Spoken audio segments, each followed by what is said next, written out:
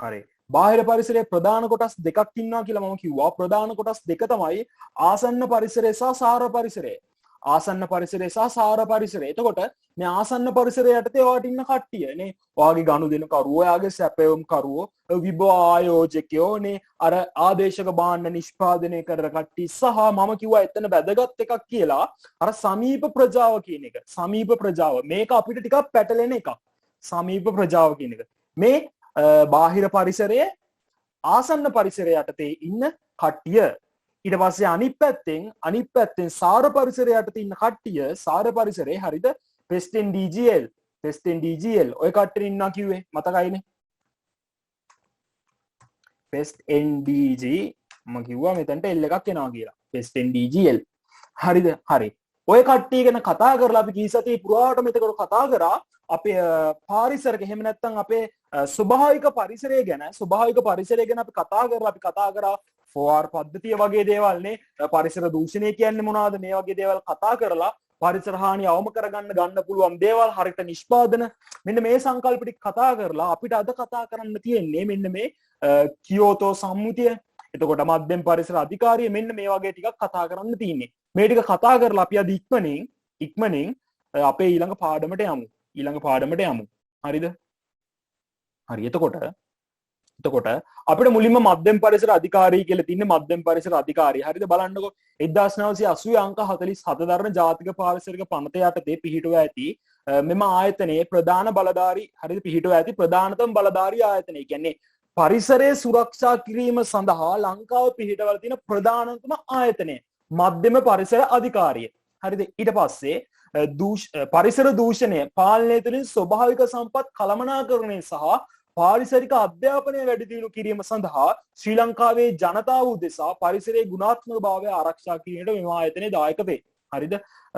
ස්වභාවික සම්පatti කළමනාකරණය කළා හරි විදිහට මේක කළමනාකරණය කරලා හරිද ජනතාව අතර පාරිසරික අධ්‍යාපනය වැඩි කරන්න.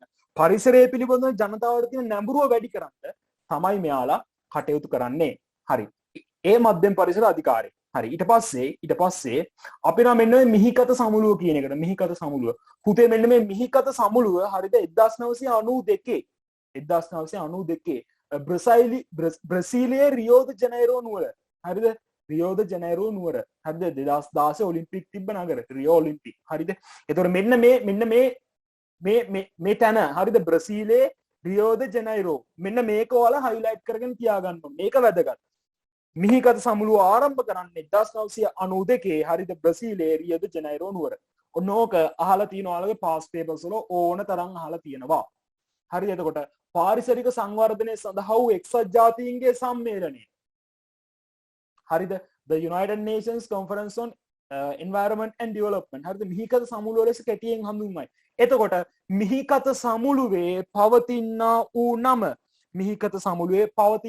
නම මෙන්න මේකත් හයිලයිට් කරලා තියාගන්නට ඕනේ. හරිද?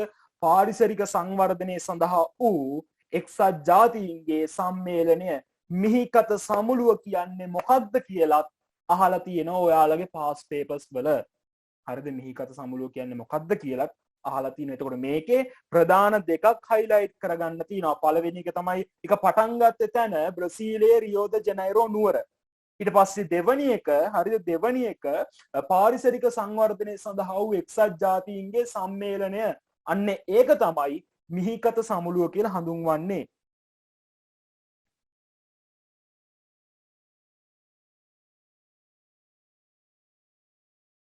හරිද?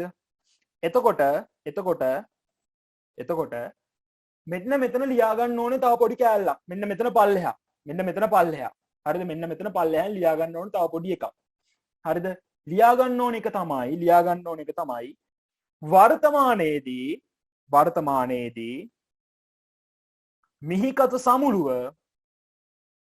වර්තමානයේදී මිහිකත සමුළුව තිරසර සංවර්ධනය පිළිබඳ එක්සත් ජාතීන්ගේ සම්මේලනය ලෙස හඳුන්වයි.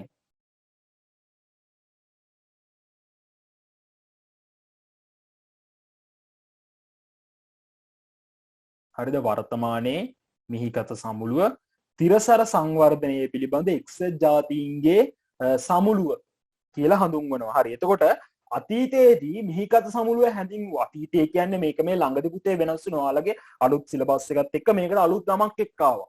හරිද? එතකොට පරණ සිලබස් එක අපි කතා කරේ පාරිසරික සංවර්ධනය සඳහා වූ එක්සත් ජාතීන්ගේ සම්මේලනය කියලා. අලුත් එකේදී තිරසර සංවර්ධනය සඳහා අපි තිරසර සංවර්ධනය කියන කතා කරනවා ඊළඟ පාඩමේ. දැන් මම අද පටන් ගන්න ඊළඟ පාඩමේ අපි කතා කරනවා. හරිද? හරි. එතකොට මිහිකත සමුළුව කියන්නේ අන්න ඕකට තමයි. හරිද? එතකොට කාර්මික රටවල අධිතාක්ෂණික කර්මාන්ත නිසා සිදුවන හරිතාගාර වායු විමෝචනය නේ. ඔයාලා දන්නවා සාමාන්‍යයෙන් ඉස්සර ගෑස් වල එහෙම තිබ්බා හරිතාගාර වායු. ගෑස් වල නෙමෙයි ෆ්‍රිජ් වල එහෙම. හරිද? ෆ්‍රිජ් වල එහෙම හරිතාගාර වායු තිබ්බ. එතකොට මිහිකත සමුළුවේ තුලින් තමයි මෙයාලා මේ සමුළුව තුලින් තමයි මෙයාලා තීරණය කරේ අපි මේ ෆ්‍රිජ් වල තියෙන ෆ්‍රිජ් එහෙම අපේ දෛනික කටයුතු සඳහා භාවිතා කරන නිෂ්පාදන වල හරිද මේ හරිතාගාර වායුව කියන්නේ මේ එක වායුවක් නෙමේ පරිසර දූෂණයට එහෙම නැත්නම් වායු දූෂණයට හේතු වෙන වායු දූෂණය සඳහා හේතු වෙන වායු උදාහරණයක් විදිහට කාබන් ඩයොක්සයිඩ් වැඩියෙන් නිෂ්පාදනය කරනවා. හරිද? වායු දූෂණය වෙනවා. අන්න ඒ වගේ වායු දූෂණය සඳහා බලපාන විවිධ වායුන් තියෙනවා. එතකොට අපේ දෛනික නිෂ්පාදනය සඳහා උදාහරණයක් විදිහට ෆ්‍රිජ් එක, එතකොට අපේ ගෙදර තියෙන oven එක මේ වගේ දේවල් වලින් මේවා නිෂ්පාදනය කරද්දි මේ වායු දූෂණය ඇති නොවන විදිහට තමයි මේවා නිෂ්පාදනය කරන්නේ කියලා එකඟ උනේ මෙන්න මේ මිහිකත සමුළුවේදී. හරිද? එකඟ උනේ මිහිකත සමුළුවේදී. එතකොට මෙතන ඔයාලට මතක තියාගන්න දැන් ඔන්න කෑලි තුනක් තියෙනවා. හරිද? පළවෙනි එක කොහෙද පටන් ගත්තේ? 1992 බ්‍රසීලයේ රියෝ ද ජනයිරෝ නුවර. දෙවැනි එක හරිද මේක කලින් හැඳින්වෙන්නේ පාරිසරික සංවර්ධනය සඳහා වූ එක්සත් ජාතීන්ගේ සම්මේලනය කියලා වර්තමානයේ හඳුන්වන්නේ තිරසර සංවර්ධනය පිළිබඳ එක්සත් ජාතීන්ගේ සම්මේලනය කියලා. හරිද? ඕක තමයි මිහිකත සමුළුව. හරිද? ඊට පස්සේ අපි එනවා මෙන්න මේ කියෝතෝ සම්මුතිය. කියෝතෝ. හරිද? කියෝතෝ සම්මුතිය කියලා කියන්නේ කියවන්නකෝ.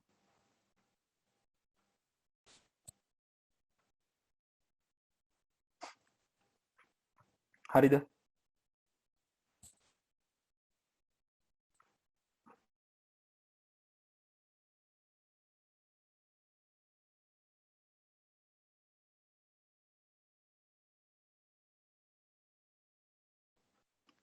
හරි. එතකොට කියෝතෝ සම්මුතිය කියලා කියන්නේ පුද්ගලයන්ට අයත් ස්වභාවික දේශයක. හරිද?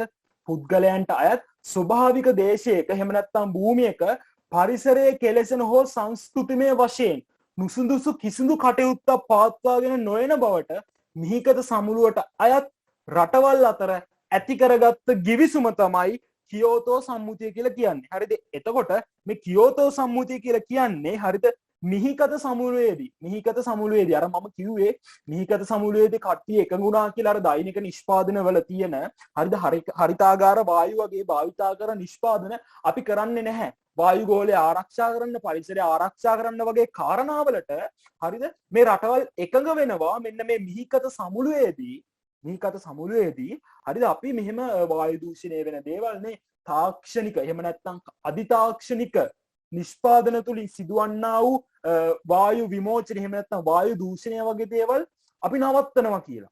හරිද? ඕකනේ මිහිකත් සමුළුවේදී එකඟ වුණේ කට්ටිය. අන්න එහෙම එකඟ වෙලා මේ රටවල් ටික ඇති කරගත්ත ගිවිසුමට තමයි හරිද රටවල් ටික ඇති කරගත්ත ගිවිසුමට තමයි මෙන්න මේ කියෝතෝ සම්මුතිය කියලා කියන්නේ. හරිද? කියෝතෝ සම්මුතිය කියලා කියන්නේ. හරි. එතන උතන ඉඩ තියෙනව නේද පල්ලෙහාට? එතනින් ලියා ගන්න. හරිද? එතනින් ලියා ගන්න.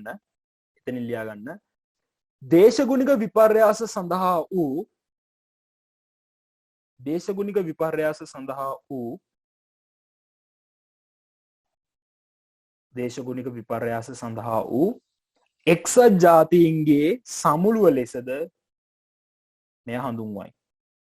දේශගුණික විපර්යාස සඳහා වූ එක්සත් ජාතීන්ගේ සමුළුව ලෙසද මෙය හඳුන්වයි.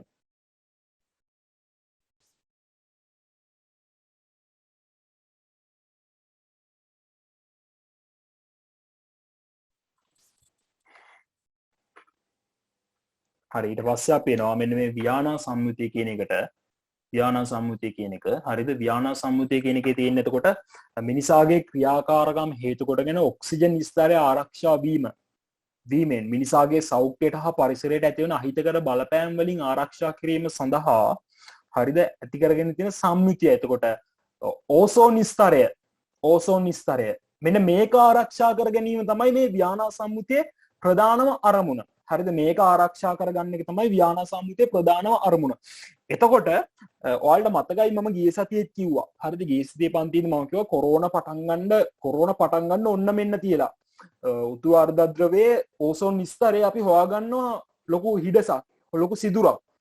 හරිද? ඊට පස්සේ විද්‍යාඥයෝ මතපල කරනවා මේ සිදුර හින්දා ලෝකේ ලොකු බලපෑමක් එල්ල වෙන්න පුළුවන්. අපි කියනවා අර අහිතකර හිරු කිරන්නේ පාර ජම්බල කිරණ වගේ දේවල් ලෝකෙට ඇවිල්ලා මිනිස්සුන්ට මේක බලපෑමක් වෙන්න පුළුවන් එහෙම කියලා. ඊට පස්සේ ඒකත් එක්කම කොරෝනා ආවා. කොරෝනාවට පස්සේ කාර්මික නිෂ්පාදන ගොඩක් දේවල් නැවතුණා.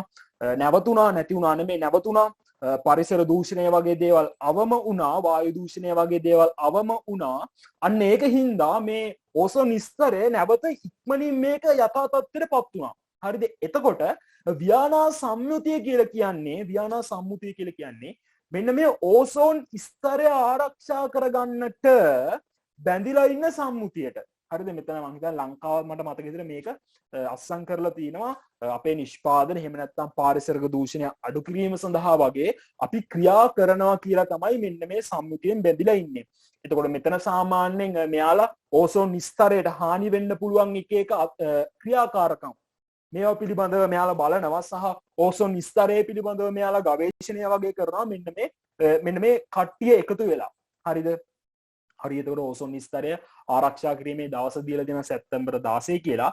ඊට පස්සේ අපි නම් මෙන්න මේ මොන්ට්‍රියල් එකට හරිද? මොන්ට්‍රියල් එකට ඕසෝන් ක්ෂයකාරක ද්‍රව්‍ය භාවිතය නවත්තාලීම සඳහා ආරම්භ කළ සංවිධානය. කියන්නේ ඕසෝන් ස්තරය මේකත් ඕසෝන් ස්තරය ආරක්ෂා කරගන්නට තමයි ඕසෝන් ස්තරය ක්ෂයකාරක ද්‍රව්‍ය කියන්නේ ක්ෂය වෙන ද්‍රව්‍ය. දැන් වැඩියෙන් කාර්බන නිෂ්පාදන බිහි කරලා හරිත කාබන් ඩයොක්සයිඩ් වගේ දේවල් වැඩියෙන් නිෂ්පාදනය කරාම සහ හරිතාගාර වායු වැඩියෙන් නිෂ්පාදනය කරාම ඕසෝන් ස්තරය ක්ෂය වෙනවා. ඒතකොට අන්නේ එවැනි නිෂ්පාදන අඩු කිරීම සඳහා තමයි මේ කට්ටිය එකතු වෙලා ඉන්නේ. හරිද? එකතු වෙලා ඉන්නේ. එතකොට මේ දැන් අපි කතා කරපු මේ සංවිධාන 4 හරිද? සංවිධාන 5 හරිද? මධ්‍යම පරිසර අධිකාරිය මේක පිහිටන්නේ ශ්‍රී ලංකාවේ. මේක තියෙන්නේ ශ්‍රී ලංකාවේ. හරිද? අනිත් එක මිහිකත සමුළුව, කියෝතෝ සම්මුතිය, වියනා සම්මුතිය සහ මොන්ට්‍රියල් සංවිධානය. හරිද? මේවා ජාත්‍යන්තර ඒවා. අරක පළවෙනි එක ශ්‍රී ලංකාවේ මධ්‍යම පරිසර අධිකාරිය. ඊටු ටික ජාත්‍යන්තර ඒවා. හරිද? ඒතකොට මේ සියලු සංවිධාන එකතු වෙලා ක්‍රියාත්මක වෙන්නේ ඔබෙත් මගෙත් පරිසරය සුරක්ෂා කිරීම සඳහා. හරිද? එතකොට අපි ගිය සතියේ ලොකුවට කතා කරන්නේ අපි බැලුවා වීඩියෝස් බැලුවා මොන වගේ දේවල්ද වෙලා තියෙන්නේ, පරිසර දූෂණය කොහොමද වෙලා තියෙන්නේ, මොන තරම් දුරට තියෙනවද කියලා. හරිද? අන්න ඒක ආරක්ෂා කරන්නට තමයි මේ ඔක්කොම සංවිධාන බැඳිලා ඉන්නේ. හරි. ඒකත් එක මෙන්න මේ ප්‍රශ්න ටික කරන්න.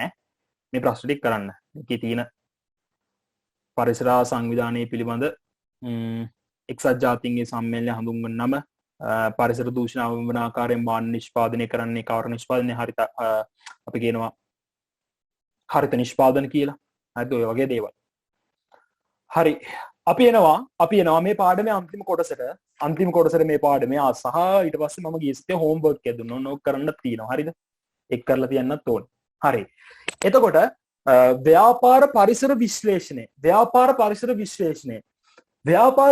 විශ්ලේෂණය කිව්වහම හරිද? ඔයාට දැන් මතක් වෙන්න ඕනේ ඔයාගේ ව්‍යාපාරය. ඔයාගේ පරිසරය. හරිද? මම දැන් පාඩම් පටන් ගද්දී මුල විස්තර කරේ ඔයාගේ පරිසරයේ තියෙනවා අභ්‍යන්තර පරිසරය, බාහිර පරිසරය. අභ්‍යන්තර පරිසරයේ ඉන්න කට්ටිය ඉන්නවා අයිතිකරුවෝ, කළමනාකරුවෝ, ඔය වගේ කට්ටිය. හරිද? සංවිධාන ව්‍යුහයේ සම්පත් ඔය වගේ දේවල් අභ්‍යන්තර පරිසරයේ. ඔයාගේ බාහිර පරිසරයේ ඉන්නවා ආසන්න පරිසරය සහ සාර පරිසරය. මෙන්න මේ ආසන්න පරිසරයේ ගනුදෙනු කරුවෝ, ඔයාගේ තරඟකරුවෝ, ආදේශක භාණ්ඩ නිෂ්පාදකයෝ, සමීප ප්‍රජාව, මෙන්න මේ වගේ කට්ටිය ඉන්නවා වගේ බාහිර පරිසරයේ යටතේ තියෙන ආසන්න පරිසරයේ. ඊට පස්සේ අනිත් පැත්තෙන් බාහිර පරිසරයේ ඉතුරු කෑල්ල තමයි සාර පරිසරය, පෙස්ටෙන් DGL. හරිද? හරි. එතකොට මෙන්න මේ සදුවත විශ්ලේෂණය කියන එකෙන්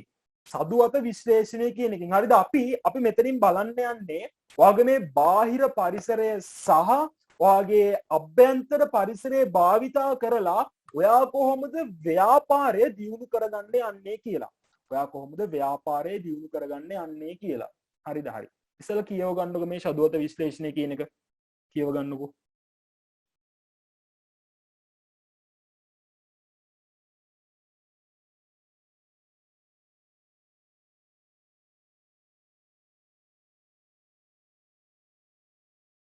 හරිද?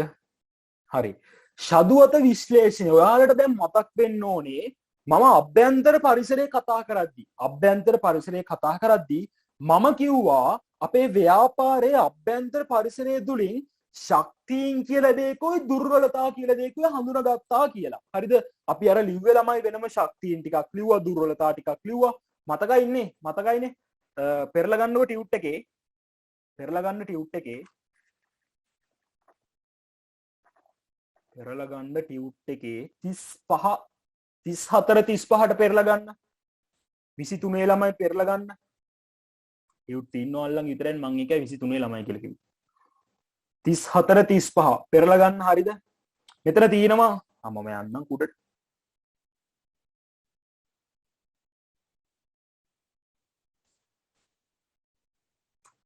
හරිද?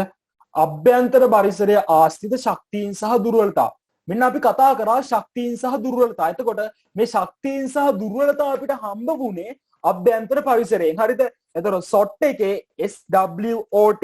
හරිද? SWOT SWOT. එතකොට S එකයි W එකයි හැදෙන්නේ මෙන්න මේ ශක්තියින් කියන එකට strength කියලා කියන්නේ, දුර්වලතාවකට weaknesses කියලා කියන්නේ. ශක්තියින් වල X එකේ පළවෙනි S එක ගත්තා, දුර්වලතාව වල weakness කියන එකේ W එක ගත්ත. ඔන්න පළවෙනි දෙක හැදුනා SWOT එකේ. හරිද? SW හැදුනා. ඊට පස්සේ අවස්ථා හා තර්ජන. අවස්ථා හා තර්ජන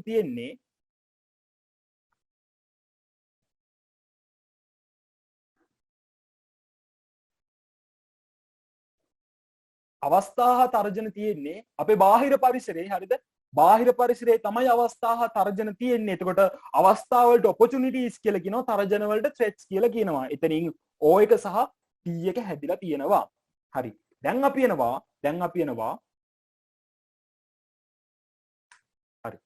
එනවා මෙන්න මේ අවස්ථා තර්ජන තුලින්, එහෙම නැත්නම් ශක්තියින් දුර්වලතා අවස්ථා තර්ජන, මෙන්න මේ ටික භාවිතා කරලා හරිද මේක කොහොමද අපේ ව්‍යාපාරයට වැදගත් වෙන්නේ කියලා කතා කරන්න. හරි, බලන්න. ෂඩුවත විශ්ලේෂණය. ව්‍යාපාර පරිසරයේ ශක්තියින් දුර්වලතා අවස්ථා තර්ජන විශ්ලේෂණය කිරීමේ ශිල්ප ක්‍රමය මින් අදහස් වේ. හරිද? SWOT ඇනලිසිස් එකක් කරලා තමයි ළමයි ඔයාලා බලන්නේ ව්‍යාපාරයේ ශක්තියින් සහ දුර්වලතා අවස්ථා හා තර්ජන.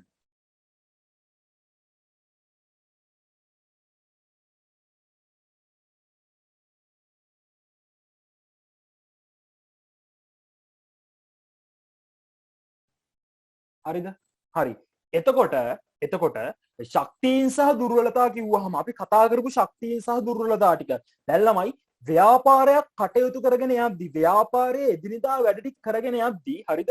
ව්‍යාපාරයේ බලන්න ඕනේ තමන්ගේ ශක්තියින් මොනවාද? තමන්ගේ දුර්වලතා මොනවාද? හරිද? ශක්තියින් භාවිතා කරලා ව්‍යාපාරය දෛනිකව දියුණු වීම සඳහා, දෛනික කටයුතු හොඳට කරලා අනාගතයේ දියුණු වීම සඳහා ව්‍යාපාරයේ කටයුතු කරන්න ඕනේ. දුර්වලතා තිබේ නම්, හරිද? දුර්වලතා තිබේ නම් මේ දුර්වලතා භාවිතා කරලා මේ දුර්වලතා මැඩපවත්වාගෙන, දුර්වලතා හොඳ පැත්තට හරවගෙන, ඒ කියන්නේ මේ දුර්වලතා අපි යොදා ගන්නට ඕනේ ව්‍යාපාරයේ දියුණු කිරීම සඳහා. මේ දුර්වලතා අපි නැති කරගෙන, දුර්වලතා ශක්තියින් බවට හරවගෙන ව්‍යාපාරයට මේව භාවිතා කරන්නට ඕනේ. ඊට පස්සේ අවස්ථා හා තර්ජන. දැන් මම මේ කතා කරේ ශක්තියින් සහ දුර්වලතා අතර තියෙන සම්බන්ධය. අවස්ථා හා තර්ජන ගත්තොත්, අවස්ථා හා තර්ජන තියෙන බාහිර පරිසරයේ අපිට මේවා පාලනය කළ නොහැකිය. අවස්ථා හා තර්ජන ව්‍යාපාරයට අවස්ථාවක් උදා වෙනවා. ව්‍යාපාරිකයෝ විදිහට අපි කරන්න ඕනේ මෙන්න මේ අවස්ථාවෙන් උපරිම ප්‍රයෝජන ලබා ගැනීම. මේ අවස්ථාවෙන් උපරිම ප්‍රයෝජන ලබා ගැනීම. අවස්ථාවෙන් උපරිම ප්‍රයෝජන ලබාගෙන අපේ ව්‍යාපාරය දියුණු කරන්නට කටයුතු කරන්න ඕනේ. අනික් පැත්තෙන් තර්ජන. හරිද? තර්ජන කියන ඒවත් අපිට පාලනය කරන්න බෑ. ඇයි? අවස්ථා හා තර්ජන මම කිව්වනේ බාහිර පරිසරයේ තියෙන්නේ කියලා. එතකොට අවස්ථා හා තර්ජන බාහිර පරිසරයෙන් තියෙන්නේ, අපිට අවස්ථා පාලනය කරන්නත් බෑ, තර්ජන පාලනය කරන්නත් බෑ. එහෙමනම් තර්ජන එල්ල වෙද්දී, හරිද? තර්ජන එල්ල වෙද්දී අපි මේවත් භාවිතා කරලා ව්‍යාපාරය හරිද මේවත් භාවිතා කරලා මේ තර්ජන ටික මැඩපවත්වාගෙන ව්‍යාපාරයේ සාර්ථකව කටයුතු කරන්නට අපි වැඩ කරන්නට අවශ්‍යයි. අපි වැඩ කරන්නට අවශ්‍යයි. හරි. අපි යමු ඉස්සරහට. ඔයාලගේ ව්‍යාපාරයක SWOT ඇනලිසිස් එක ශක්තියින් දුර්වලතා අවස්ථා හා තර්ජන ඇසුරින් මොකක් හරි ප්‍රශ්නයක් දීලා මේක පහදන්න වගේ කියලා දුන්නොත් මේක පහදන්න වගේ කියලා දුන්නොත් හරිද? ඔයාලා මෙන්න මේක ලියන්නට ඕනේ ළමයි. මෙන්න මේක ලියන්නට ඕනේ. ශක්තියින් සහ දුර්වලතා ව්‍යාපාරයේ අභ්‍යන්තර පරිසරයේ තියෙන්නේ. හරිද? අභ්‍යන්තර පරිසරයේ තියෙන්නේ. එතකොට මෙන්න මේ ශක්තියින් සහ දුර්වලතා භාවිතා කරලා හරිද? ශක්තියින් භාවිතා කරන්න ඕනේ ව්‍යාපාරයේ වැඩි දියුණුව සඳහා. දුර්වලතා අපි භාවිතා කරලා මේ දුර්වලතා මැඩපවත්වාගෙන ව්‍යාපාරය දියුණු කරන්න භාවිතා කරන්න ඕනේ. අන්න ඕක ලියන්න ඕනේ. උතන අර ශක්තියින් වල කතන්දරේට දුර්වලතාවයකටයි කියනවා ලකුණු දෙකක් හම්බ වෙනවා. ලකුණු ගානේ ලකුණු දෙකක් හම්බ වෙනවා. ඒතර අවස්ථා හා තර්ජන වලින් හරිද? අවස්ථා හා තර්ජන බාහිර පරිසරයේ තියෙන්නේ. බාහිර පරිසරයේ අවස්ථා හා තර්ජන ව්‍යාපාරිකයන් පාලනය කර නොහැකිය. එතකොට අවස්ථා භාවිතා කරලා ව්‍යාපාරයෙන් උපරිම ප්‍රයෝජන ලබා ගත යුතුයි. තර්ජන වැඩපවත්වාගෙන ව්‍යාපාරයට වෙන හානිය අවම කර ගැනීම සඳහා කටයුතු කළ යුතුයි. හරිද? අන්න ඕක තමයි ලියන්න ඕනේ. හරි. එතකොට මෙන්න මෙතන. එතකොට මෙන්න මෙතන. ශක්තියින් සහ දුර්වලතා. මෙන්න මෙතන ලියන්න. මෙතන ලියන්න. හරිද? ශක්තියින් සහ දුර්වලතා. හරිද? මෙතන ලියන්න. ශක්තියින් සහ දුර්වලතා ව්‍යාපාරයේ අභ්‍යන්තර පරිසරයේ පවතී. ශක්තියින් සහ දුර්වලතා ව්‍යාපාරයේ අභ්‍යන්තර පරිසරයේ පවතී. සුවේකාර මිස්සෙච්ච ඒවා දැන් ලියාගෙනද තියෙන්නේ? මම ගිය සතියේ රෙකෝඩින් එක දැම්මනේ මට මතක විදියට. බැලුවද ඒක? හා?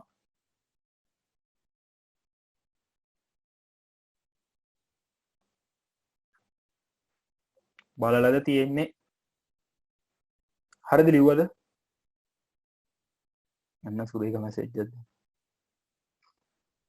ලිව්වා විතරක් නෙමෙයි ඈ මේව බලලා තියෙනවා. ලියන්න බැරිය අප්පා. කාගෙන් හරි හොයාගෙන. ලිව්වා නෙමෙයි බලලා තියෙන්න ඕනේ. හරිද? බලලා ඒක තියෙන දේවල් හරිද? හරිද? එතකොට මෙතන උඩ ලියන්න කිව්වේ ශක්තියින් සහ දුර්වලතා ව්‍යාපාරයේ අභ්‍යන්තර පරිසරය. හරි. මෙන්න මෙතන ඔයාලා ලියන්න මොකද්ද කියලා. මෙතන ලියන අවස්ථා හා තර්ජන ව්‍යාපාරයේ කොහෙද තියෙන්නේ? මොන පරිසරෙත් තියෙන්නේ? ලියන්න. අවස්ථා හා තර්ජන කොහෙද තියෙන්නේ? ව්‍යාපාරයේ බාහිර පරිසරයේ පවතී. හරිද? හරි. එතකොට මෙන්න මෙතන. හරිද? මේ කතා කරන එක මෙන්න මේ SWOT දෛශිකය කියන එක. හරිද? මෙන්න මේක කතා කරන්නේ මම මෙන්න මේ පිටුවේ තියෙන එකත් එක්ක. මෙන්න මේකත් එක්ක තමයි මම කතා කරන්නේ. මෙතන බලන්න. දැන් ඔයාට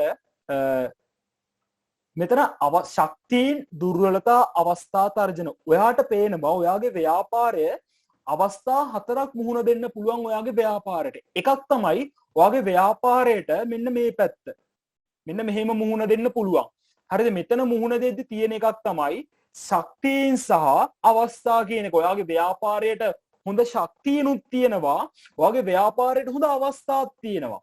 හරිද? ඔයාගේ ව්‍යාපාරයේ හොඳ ශක්තියින් තියෙනවා. ඔයාගේ ව්‍යාපාරයේ හොඳ අවස්ථා තියෙනවා. එතකොට මෙන්න මෙතනදී බලන්න. හරිද? මෙතනදී බලන්න. හරිද?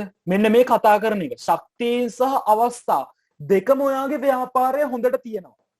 ඔයාගේ ව්‍යාපාරයේ හොඳ මූල්‍ය ශක්තියක් ඉන්න, හොඳ දැනුම තියෙන කළමනාකරුවෝ ඉන්නවා. හරිද? ඔය ශක්තියින්, දක්ෂ සේවකයෝ ඉන්නවා. අවස්ථා. හරිද?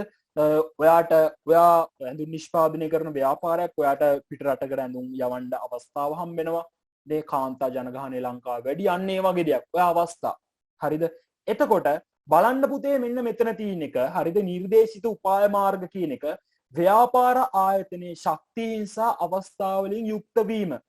මේ ව්‍යාපාරයට ඊටාම හොඳ තත්ත්වයක්. මේක තමයි ව්‍යාපාරයකට පවතින්නට පුළුවන් හොඳම තත්ත්වය. ඔයාගේ ව්‍යාපාරයේ හොඳ ශක්තියින් තියෙනවා. හොඳ අයිතිකරුවෝ ඉන්නවා. හොඳ මූල්‍යමය ශක්තියක් ඉන්නවා. දක්ෂ සේවකයෝ, දක්ෂ කළමනාකරුවෝ, හොඳ යන්ත්‍ර ටිකක් තියෙනවා. හරිද?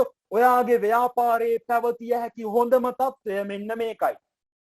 ශක්තියින් සහ අවස්ථා කියන දෙකම ඔයාගේ ව්‍යාපාරයේ තියෙනවා. මේක තමයි හොඳම தත්ත්වය. හරිද? මේක ඉතාමත් හොඳ தත්ත්වයක්. එතකොට මේ මෙතනදී හරිද මෙතනදී ඔයාගේ තියෙන අවස්ථා ටික ඔයාගේ ව්‍යාපාරයේ කොහොමද ශක්තියින් ටික තියෙනවනේ. එතකොට ඔයාට මේ තියෙන අවස්ථා ටික භාවිතා කරලා හරිද මේ ශක්තියින් මේ අවස්ථා එක්ක සංසන්දනය කරලා සම්බන්ධ කරලා හරිද ඔයා හොඳට ව්‍යාපාරයේ දියුණු කළ යුතුයි.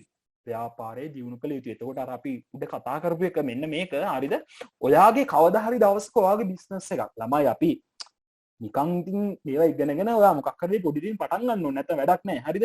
එතකොට දැන් මෙන්න මේක හරිද ඔයාගේ බිස්නස් එක පටන් ගන්න යද්දී හරිද ඔයා බලන්න ඕනේ මට තියෙන ශක්තිය මොනවද? මට සල්ලි තියනවද? මට මේ ව්‍යාපාරය පිළිබඳ දැනුම තියනවද? මේ ඔයාගේ ශක්තිය. මේ ඔයාගේ ශක්තිය. ඔයාගේ අවස්ථා ගත්තොත් එම්ම කුළුබඩු නිෂ්පාදනය කරන ව්‍යාපාරයක් ලංකාවේ සාමාන්‍යයෙන් කුළුබඩු මට අඩු මිලට ගන්න පුළුවන්ද? බාහිර පාර්ශවයන් ඉන්න ගන්න අඩු මිලට ගන්න පුළුවන්ද? එතකොට නීති රීති කොහොමද මේ වගේ දේවල් බලලා ඉන්න ඕනේ. හරිද? ඔයාට අවස්ථා තියනවද? එහෙම නැත්නම් ඔයාට තර්ජන තියෙන්නේ. මේව බලලා ඉන්න ඕනේ. බලලා මෙන්න මේ වගේක් හදා ගන්න ඕනේ. මේ වගේ එකක් හදාගෙන ඔයා දැන් ඉන්නේ කොතනද කියලා ඔයා තීරණය කරන්න ඕනේ. අන්න ඒක මුලින්ම තීරණය කරගත්තට පස්සේ ඒක හොයාගත්තට පස්සේ ඔයාට ලේසි වැඩ කරගෙන යන්න. මේක හොයාගන්න ඕනේ නැහැ වැඩ කරගෙන යන්න. හරිද? මම කියන්නේ මේක හොයාගත්තොත් ඔයා දන්නෝ ඔයා ඇත්තටම ඉන්නේ කොතනද කියලා. ඔයා අතරමං වෙලා නැහැ. ඔයාට වැඩ කරගෙන යන්න පුළුවන්. හරි. ඊට පස්සේ දෙවෙනි தත්ත්වය. හරිද? දෙවෙනි தත්ත්වය මෙන්න මේක. ඔයාගේ ව්‍යාපාරය පොඩ්ඩක් දුර්වලයි. ඔයාට වැඩි මූල්‍ය ශක්තියක් නැහැ. වැඩිය දක්ෂ සේවක එහෙමත් නැහැ. අනිත් පැත්තෙන් ඉන්න කලමනාකරුව පොඩ්ඩක් කම්මැලියෙක්. හරිද? බඩතඩියෙක්. හරිද? මු කම්මැලි. අනිත් පැත්තෙන් පොඩ්ඩක් පරණ යන්ත්‍රාප්ප තියෙන්නේ. හරිද? මෝටර රථයක් එහෙම තියෙනවා. මේක පොඩ්ඩක් හැමතිස්සෙම හිටිනවා. එන්ජින් එක පොඩ්ඩක් කැඩෙනවා. ඔන්න ඔය වගේ දුර්වලතා ගොඩක් තියෙනවා. අනිත් පැත්තෙන් හැබැයි ඔයාගේ ව්‍යාපාරයට ඔයාට හොඳ අවස්ථා ටිකක් තියෙනවා. ඔයා මෙහෙම දුර්වල තත්ත්වෙ ඉන්න ව්‍යාපාරයක්. නමුත් බාහිර පරිසරයට අවස්ථා තියෙනවා. ඔයා කුළුබඩු නිෂ්පාදනය කරන ව්‍යාපාරයක් හරිද? එතකොට ඔයා යට තියෙන සේවකයෝ ටික වැඩි හරිද වැඩ කරන්නේ නැහැ. ඔයාට වැඩි මේ බිස්නස් එක දියුණු කරන්න වැඩි සල්ලිත් අතේ නැහැ. යන්ත්‍ර දෙක තුනයි තියෙන්නේ. මේවා හරියට වැඩ කරන්නේ නැහැ. ඔය පැකට් ගහන යන්ත්‍ර තියෙන්නේ කිලෝ එකක් ගහන්න කියනවා කිලෝ එක ග්‍රෑම් 200ක් වගේ වටින. ඔන්න ඔය වගේ පොඩි දුර්වලතානේ තියෙන යන්ත්‍ර ටිකක් තමයි තියෙන්නේ. ඔව්වා ඔන්න ඔයාගේ ව්‍යාපාරයේ දුර්වලතා. එතකොට ඔයාගේ ව්‍යාපාරයේ තියෙන අවස්ථා දැන් අපි දුර්වලතා ටික කතා කරන්නේ නැහැ. හරිද? දුර්වලතා කතා කරා. ඔයාගේ ව්‍යාපාරයේ තියෙන අවස්ථා මොනවාද අවස්ථා ටික ගත්තොත් එහෙම ඔයා කුළුබඩු නිෂ්පාදනය කරන ව්‍යාපාරය. ලංකාවේ කුළුබඩු හොයාගන්න පුළුවන් හොඳට. ලංකාවේ හොඳ කුළුබඩු තියෙනවා. කුරුදු එහෙම ගත්තොත් එහෙම ලෝකේ හොඳම කුරුදු වගේ තියෙන්නේ. ගම්බිරිස් ගත්තොත් එහෙම ලෝකේ හොඳම ගම්බිරිස් වගේ තියෙන්නේ ලංකාවේ. සාදික්ක වගේ දේවල් ඕන තරම් දේවල් තියෙනවා. මේ හොඳම දේවල් තියෙන්නේ. අන්න ඔයාට අවස්ථා තියෙනවා. ලෝකෙට යන්නට අපේ ලංකාවේ නිෂ්පාදන කුළුබඩු අරගෙන ලෝකෙට යන්නට ඔයාට අවස්ථාවක් තියෙනවා. එතකොට මෙන්න මේ වගේ අවස්ථාවක නම් ඔයා ඉන්නේ. මෙන්න මෙතන නම් ඔයා ඉන්නේ. ඔයාගේ ව්‍යාපාරයේ දුර්වලතා ගොඩක් තියෙන හැබැයි බාහිර පරිසරයෙන් අවස්ථාව ඔයාට තියෙනවා. හරි. එන්නකො පල්ලෙහාට. මොකද්ද මෙතන කරන්න තියෙන්නේ? ව්‍යාපාර ආයතනයේ දුර්වලතා සහ අවස්ථා වලින් යුක්තයි. ප්‍රථමයෙන්ම දුර්වලතා ටික මග හරවා ගන්නට ඕනේ. ළමයි අපේ දුර්වලතා තියෙනවා නම් හරිද? මගේ දුර්වලතාවයක් තියෙනවා. මම මේ දුර්වලතාවය මග හරවා ගන්න නැතුව මට එතනින් එහාට මොකක්වත් කරන්නට බැහැනේ. එහෙනම් ව්‍යාපාරයේ තියෙන දුර්වලතා ටික මග හරවා ගන්නට ඕනේ. සල්ලි නැත්තම් පොඩි ලෝන් කට්ටක් හරි ගහලා මොනවා හරි කරගන්නට ඕනේ. පොඩ්ඩ මැෂින් එක කැඩලා මේ මැෂින් එක පොඩ්ඩක් රිපෙයාර් කරලා එහෙම නැත්තම් දැන් තියෙන මැෂින් එක විකුණලා අලුත් මැෂින් එක අරගෙන හරිද? මොනවා හරි කරගන්නට ඕනේ. අනිත් පැත්තෙන් ඉන්න කම්මැලි සේවකෙක් නම් මචං බායිවා ගෙදර යන්න අපි අලුත් කෙනෙක් ගන්න. හරිද? කරන්න දෙයක් නෑ ළමයි. කරන්න දෙයක් නෑ. තීරණ ගන්න වෙනවා. ව්‍යාපාරය දියුණු කරන්න. එහෙම නැත්තම් උට වෝනින් දෙනවා. හරිද? වැඩ කරපන්. එහෙම නැත්තම් යන්න. බයි. හරිද? එහෙම හරි කියන්න වෙනවා. අන්න එහෙම දුර්වලතා ටික මුලින්ම මගහරවා ගත්තා. ඊට පස්සේ අපිට අවස්ථා ටික තියෙනවනේ. අවස්ථා ටික භාවිතා කරලා අන්න නියමයි ළමයි. අවස්ථා ටික භාවිතා කරලා ව්‍යාපාරයේ නියමයට දියුණු කරගෙන යන්නට පුළුවන්. හරිද? ව්‍යාපාරය හොඳට දියුණු කරගෙන යන්නට පුළුවන්. හරි. ඔන්න දැන් අපි තැන් දෙකක් ගැන කතා කරා. අපේ ව්‍යාපාරයේ පවතින්නට පුළුවන් තැන් දෙකක් ගැන කතා කරා. දැන් එනවා තුන්වෙනි එකට. එන්න කුට්ට. තුන්වෙනි தත්ත්වය. හරිද? අපේ ව්‍යාපාරයේ ශක්තියින් තියෙනවා. නමුත් හරිද? අපිට බාහිර පරිසරයෙන් තර්ජන තියෙනවා. ව්‍යාපාරයේ ඇතුලේ ශක්තියින් අපිට හොඳ මූල්‍යමය ශක්තියක් තියෙනවා. දක්ෂ සේවකයෝ ඉන්නේ. හොඳ මැෂින් ටිකක් වගේ තියෙනවා. හරිද? අපේ ව්‍යාපාරයේ ශක්තියෙන්. අනිත් පැත්තෙන් අපේ ව්‍යාපාරයේ තර්ජන. හරිද? අර කුළු බඩු එකම කියමුකෝ ලංකාවේ නැහැ කුළු බඩු වැඩි හොයාගන්න නැහැ. නීති රීති පොඩ්ඩක් හදායි. හරිද? ලොකු තරගයක් තියෙනවා ලංකාවේ මාකට් එකේ. හරිද? ලෝකෙට යන්න පොඩ්ඩක් අමාරුයි අර ප්‍රමිත සහතික ඔය වගේ දේවල් ගන්න තියෙනවා අපිට පොඩ්ඩක් යන්න අමාරුයි. හැබැයි අපේ ව්‍යාපාරයට හොඳ තියෙනවා මූල්‍යමය ශක්තියක්. හරිද? හොඳ යන්ත්‍ර සූත්‍ර මේ වගේ දේවල් තියෙනවා. හරි. මෙන්න මේ වගේ තත්ත්වයකදී නම් අපි ඉන්නේ. මෙන්න මෙතනදී නම් අපි ඉන්නේ මොනවද කරන්නට ඕනේ? හරි බලන්නකෝ. ව්‍යාපාර ආයතනයේ ශක්තියින් සහ තර්ජන වලින් යුක්තයි. ශක්තියින් සහ තර්ජන වලින් යුක්තයි. එහෙමනම් තර්ජන පිළිබඳව විමසිලිමත් විය යුතුයි. බලන්න මෙන්න මේ දෙවැනි එකේදී බලන්න ප්‍රථමයෙන් දුර්වලතා මගහරවා ගත යුතුයි. දුර්වලතා මගහරවා ගන්න. දුර්වලතා අපි අයින් කර ගන්න ඕනේ. පුතේ දුර්වලතා අයින් කර ගන්නට කියලා කියන්නේ හරිද? ශක්තියින් සහ දුර්වලතා තියෙන්නේ අභ්‍යන්තර පරිසරයේ. ව්‍යාපාරයේ අභ්‍යන්තර පරිසරයේ ව්‍යාපාරයේ ඇතුලේ මෙන්න මේ අභ්‍යන්තර පරිසරය අපිට පාලනය කළ හැකි නිසා අපිට මේ අවස්ථාවලින් ප්‍රයෝජන ගන්නත් දුර්වලතා මගහරවා ගන්න එකත් අපිට කරන්නට පුළුවන්. නමුත් බාහිර පරිසරයේනේ අවස්ථා හා තර්ජන තියෙන්නේ. එතකොට මේ තර්ජන අපිට මගහරින්න බෑ. අපි පොඩ්ඩක් මේ දේශපාලඥයෙක් පොඩ්ඩක් කොක්කක් දාගෙන ඉන්නේ. පොඩ්ඩක් ඉතින් පොඩි වලියක් යන පොඩි කේස් එකක්. අපිට බෑන් ළමයි එක අපි බාහිර පරිසරේ අපිට බෑනේ ඒක ඉතින් අපිට ඕන විදිහට පාලනය කරන්නනේ. නීතිමය පරිසරයේ දේශපාලන පරිසරය වගේනේ අපිට ඒක පොඩ්ඩක් පාලනය කරන්න අමාරුයි. එතකොට අපි මේ තර්ජනය පිළිබඳ මේක පොඩ්ඩක් පේන දුරින් තියාගෙන ඉන්න ඕනේ. මොකාට දෙන්න හදන්නේ? ගුණා එන්නේ පොල් පැලේ කන්න තමයි. මේක පොඩ්ඩක් බලාගෙන ඉන්නට ඕනේ. මේක බලාගෙන ඉඳලා මේ තර්ජනය ළමයි අපි පාලනය කරන්න ගන්න ඕනේ. ඒ කියන්නේ මේ තර්ජනය හරිද? මේ තර්ජනය අපි පොඩ්ඩක් මග හරවා ගන්නට එහෙම නැත්නම් මේ තර්ජනය පොඩ්ඩක් ෂේප් එකේ පැත්තකින් තියලා අපි අපේ ගමන යන්නට අන්න ඒ වගේ දෙයකට අපි කටයුතු කරන්නට ඕනේ. හරි. ඊට පස්සේ අපි එනවා බොහොම අවාසනාවන්ත තත්යකට. ඔයාගේ ව්‍යාපාරයේ කවදා හරි ඔයා මෙන්න මේ ශදුවත විශ්ලේෂණය කරලා බලද්දී ඔයාගේ ව්‍යාපාරේ ඉන්නේ මේ තත්ත්වේ නම් හරිද මේක ටිකක් අමාරු තත්ත්වයක්. හරිද මේක ටිකක් අමාරු තත්ත්වයක්. මොකද්ද ඔයාට තියෙන දුර්වලතාව සහ ඔයාට තර්ජනක් තියෙනවා. දුර්වලතාව ගත්තොත් එහෙම ඔයාගේ ව්‍යාපාරයේ යන්ත්‍ර සූත්‍ර කැඩිලා ඉන්න සේවකයෝ ටික මුන් ඇවිල්ලා නිදා ගන්නවා. මුන් වෙන්නේ තේ බොණ්ඩ වැඩ කරන්න නෙමෙයි කෑමෙක් කන්න එන්නේ බත් පැකට් එකක් කන්න එන්නේ. හරිද? අයිතිකරුවෝ දුප්පත් හිඟන්නෝ ටිකක් සල්ලිත් නැහැ. අයියෝ අර මැෂින් එකක් තියෙනවා මේක වැඩ කරන්නේ නැහැ. ලොරි කට්ටක් තියෙනවා මේක බ්‍රේකුත් නැහැ වැඩ කරන්නෙත් නැහැ. අන්න ඒ වගේ. ආගේ ව්‍යාපාරයේ දුර්වලතා ගොඩක් තියෙනවා. අනිත් පැත්තෙන් හරිද? අනිත් පැත්තෙන් අර ගොනා මොකේ ගහෙන් ගැට මිනිහට ගොනා අනිනවා වගේ හරිද? දුර්වලතා තියෙනස්සේ වගේ ව්‍යාපාරයට අයියෝ තර්ජනක් තියෙනවා මෙන්න බාහිර පරිසරේ. තර්ජනක් තියෙනවා. හරිද? දේශපාලකයන් කොක්කක් දාගෙන අපිත් ව්‍යාපාරත් එක්ක වලි ඒ අස්සේ මේ අර නැවක් මොකද්ද වෙලා හරිද දැන් අර රට යවන්න බඩු ටිකක් තියෙනවා මේ බඩු ටික යන්නෙත් නැහැ කතන්දර ගොඩක් ඒ අස්සේ නීති රීති තව වැඩි කරලා නේ අර බ්‍රිතාන්‍යයෙන් වගේ දේවල් වලින් අපිට අර GST plus වගේ සහන දුන්න මේ සහනත් අයින් කරලා අපේ දැන් අර අපි වැඩියෙන් බදු ගෙවන්න ඕනේ වැඩියෙන් ටැක්ස් ගෙවන්න ඕනේ මෙන්න තර්ජන ගොඩක් ඔයාගේ ව්‍යාපාරයේ දුර්වලතා ගොඩකුත් තියෙනවා බාහිර පරිසරයෙන් තර්ජන ගොඩකුත් තියෙනවා හරිද හරි එන්නකෝ තර්ජන ගොඩකුත් තියෙනවා හරිද ඔන්න හතරවෙනි තත්ත්වේ ව්‍යාපාර ආයතනයේ තමන්ගේ දුර්වලතා ටික හරිද දුර්වලතා ටික ව්‍යාපාර ආයතනයේ දුර්වලතා තර්ජන වලින් යුක්තයි හරිද මේක එතකොට ඉතා අවාසනාවන්ත එහෙම නැත්නම් අසාර්ථක තත්ත්වයක් කියලා කියනවා හරිද බලන්න මෙම ආයතනයේ තර්ජන නිමාවනතෙක් රැඳිය යුතුය මෙන්න තර්ජන පිටුදකිය යුතුය අනිත් පැත්තෙන් දුර්වලතා මගහරවා ගැනීමට ක්‍රියා කළ යුතුය ඒ සඳහා ආයතන ප්‍රතිව්‍යුහගත කිරීම ආයතනයේ ප්‍රමාණය කුඩා කිරීම ව්‍යාපාර සංයෝජනය කිරීම වගේ කටයුතු කරන්න පුළුවන් එතකොට දැන් ඔයාගේ ව්‍යාපාරයේ ඔන්න දුර්වලතාවක් තියෙනවා ඔයාගේ ව්‍යාපාරයේ තර්ජනක් තියෙනවා හරිද ඔයාට මේ දෙකම එකපාර කරන්නට පොඩ්ඩක් අමාරු වෙන්න පුළුවන් කවදා හරි දවසක ඔයා මේ වගේ තැනක ඉන්නවා නම් ඔයාගේ ව්‍යාපාරේ ඔයා බලන්න මොනවද ඔයාගේ ව්‍යාපාරයේ තර්ජන ටික කියලා හරිද මේ ටික මුලින්ම බලලා දැන් වර්තමානයේ ගත්තොත් එහෙම වාහන ආනයනය කරන කට්ටියට වාහන ආනයනය කරන්න බෑ රජයෙන් ඒක තහනම් කරලා තියෙන්නේ එතකොට බජාජ් වගේ එකක් ගත්තොත් එහෙම මෙයාලා වාහන ආනයනය කරේ අසරණයි පුතේ අසරණයි මේ වගේ ආයතන දැන් අසරණයි කරන්න දෙයක් නැතුව ඉන්නේ හරිද එතකොට ඔයාට මේ වගේ දේවල් ඔයාගේ තියෙන තර්ජන ටික ඔයා අලුතේ යන්ත්‍ර සූත්‍ර ගෙනල්ලා අලුත් හොඳ දක්ෂ සේවකයෙක් වගේ බඳව ගත්තට වැඩක් නැහැ ඔයාට ඔයාගේ නිෂ්පාදන කටයුතු කරන්නට බෑ. ඔයාට රට යවන්නට බෑ. කුළුබඩු ටික මොකද නීති රීති තද කරලා තියෙන්නේ. සහ බදු සහන වැඩි කරලා තියෙන්නේ. බදු සහන අපෙන් අයින් කරලා තියෙන්නේ.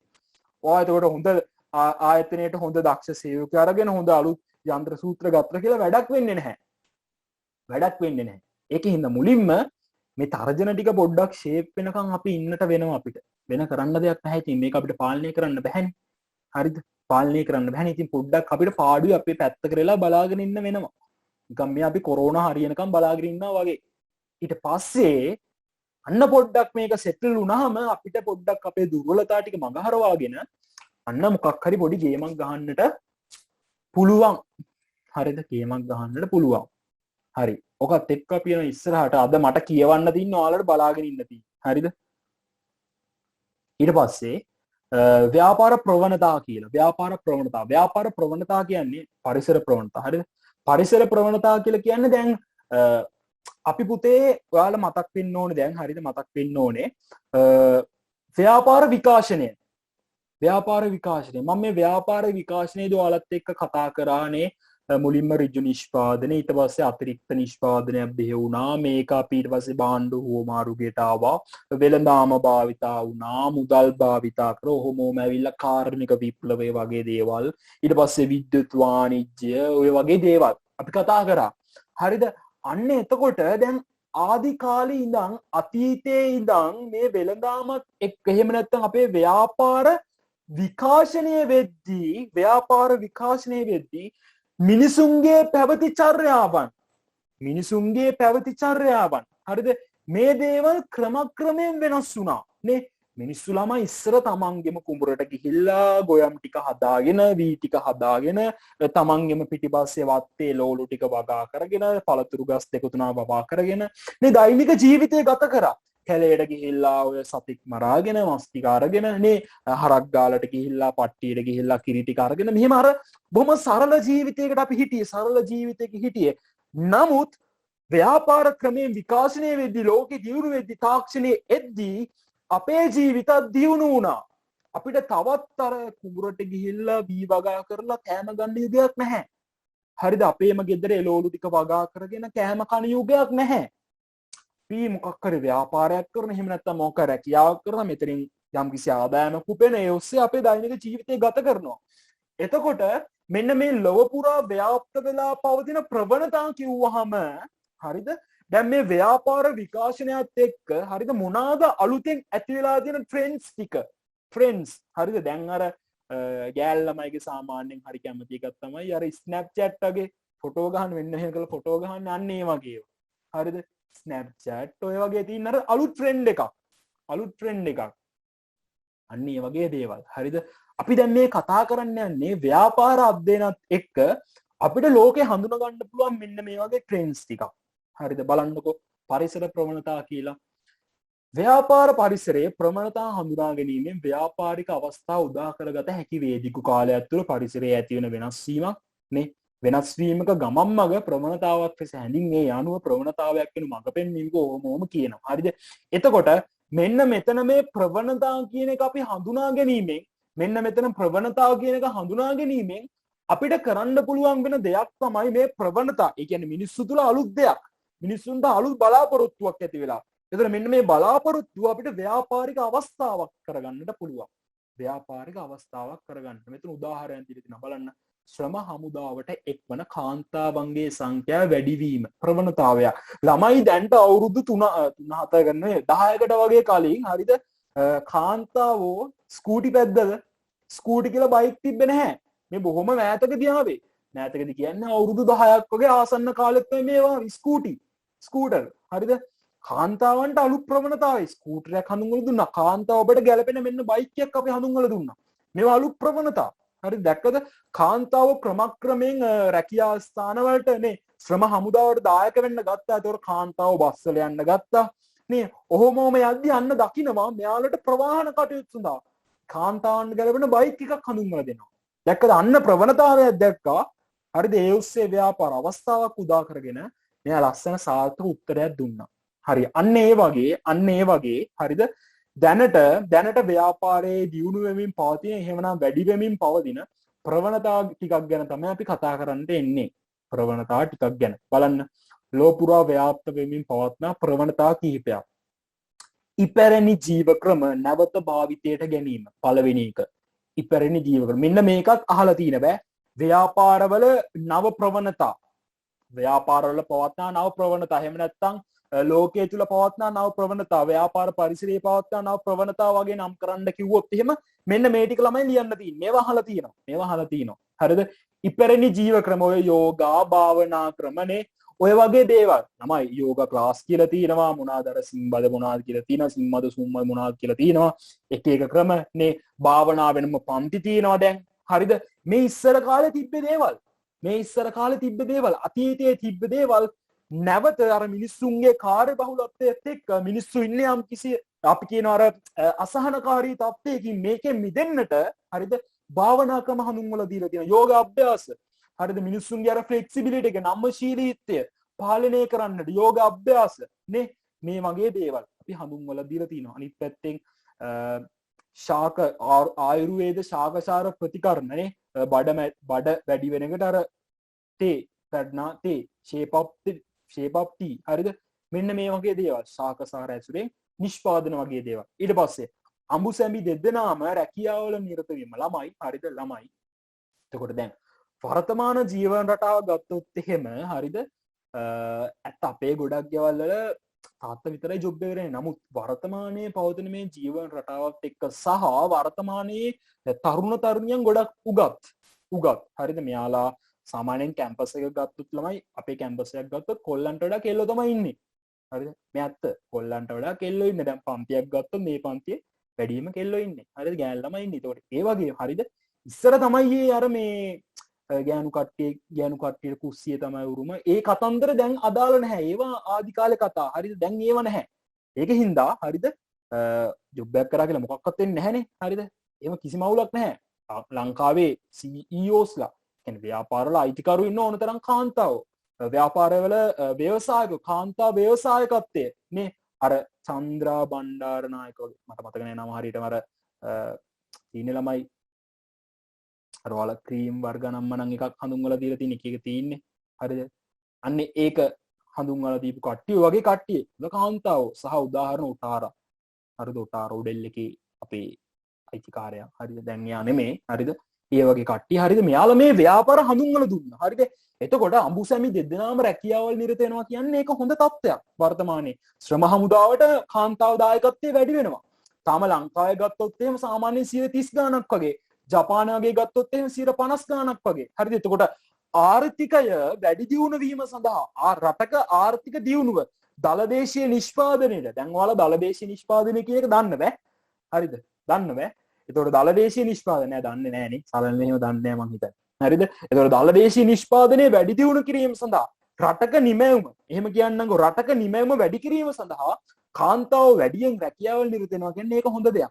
හරිද? අනිත් පැත්තේ පුද්ගලයන් තුන්වෙනි එක මම මේ පුද්ගලයන් සෞඛ්‍ය සම්පන්නව සිටීම උත්සාහ දරනවා. බලන්න ළමයි දැන් ওই වෝකින් පාත්ස් කියලා අලුත් දේවල් ඇති වෙනවානේ. ඊට පස්සේ අනිත් පැත්තෙන් ඔය මේ ඒ වගේ කී දෙනෙක් ඉන්නවද ජිම් වලට ගොඩක් කට්ටිය යනවා නේ. අනිත් පැත්තෙන් ඔය දුම්පානය වගේ දේවල් මොනවා වුණත් දැන් පොඩ්ඩක් තරුණ ප්‍රජාව අතරේ අඩුයි ඈ. මොනවා වුණත් අඩුයි. හරිද? එතකොට ඒ වගේ දේවල් සහාර සෞඛ්‍ය සම්පන්න ජීවිතයක් ගත කරන අපි පොඩ්ඩක් වැඩියෙන් කටයුතු කරනවා. මේවා මේ අලුත් දේවල්. හරිද? එතකොට සෞඛ්‍ය සම්පන්නව ඉන්න අපි වැඩියෙන් කටයුතු කරනවා. ඒක උදාහරණයක් අරගෙන ඔයාලට ජිම් එකක් දාන්න පුළුවන්. ජිම් කියන එක ඇවිල්ලා තින්නේ එහෙම.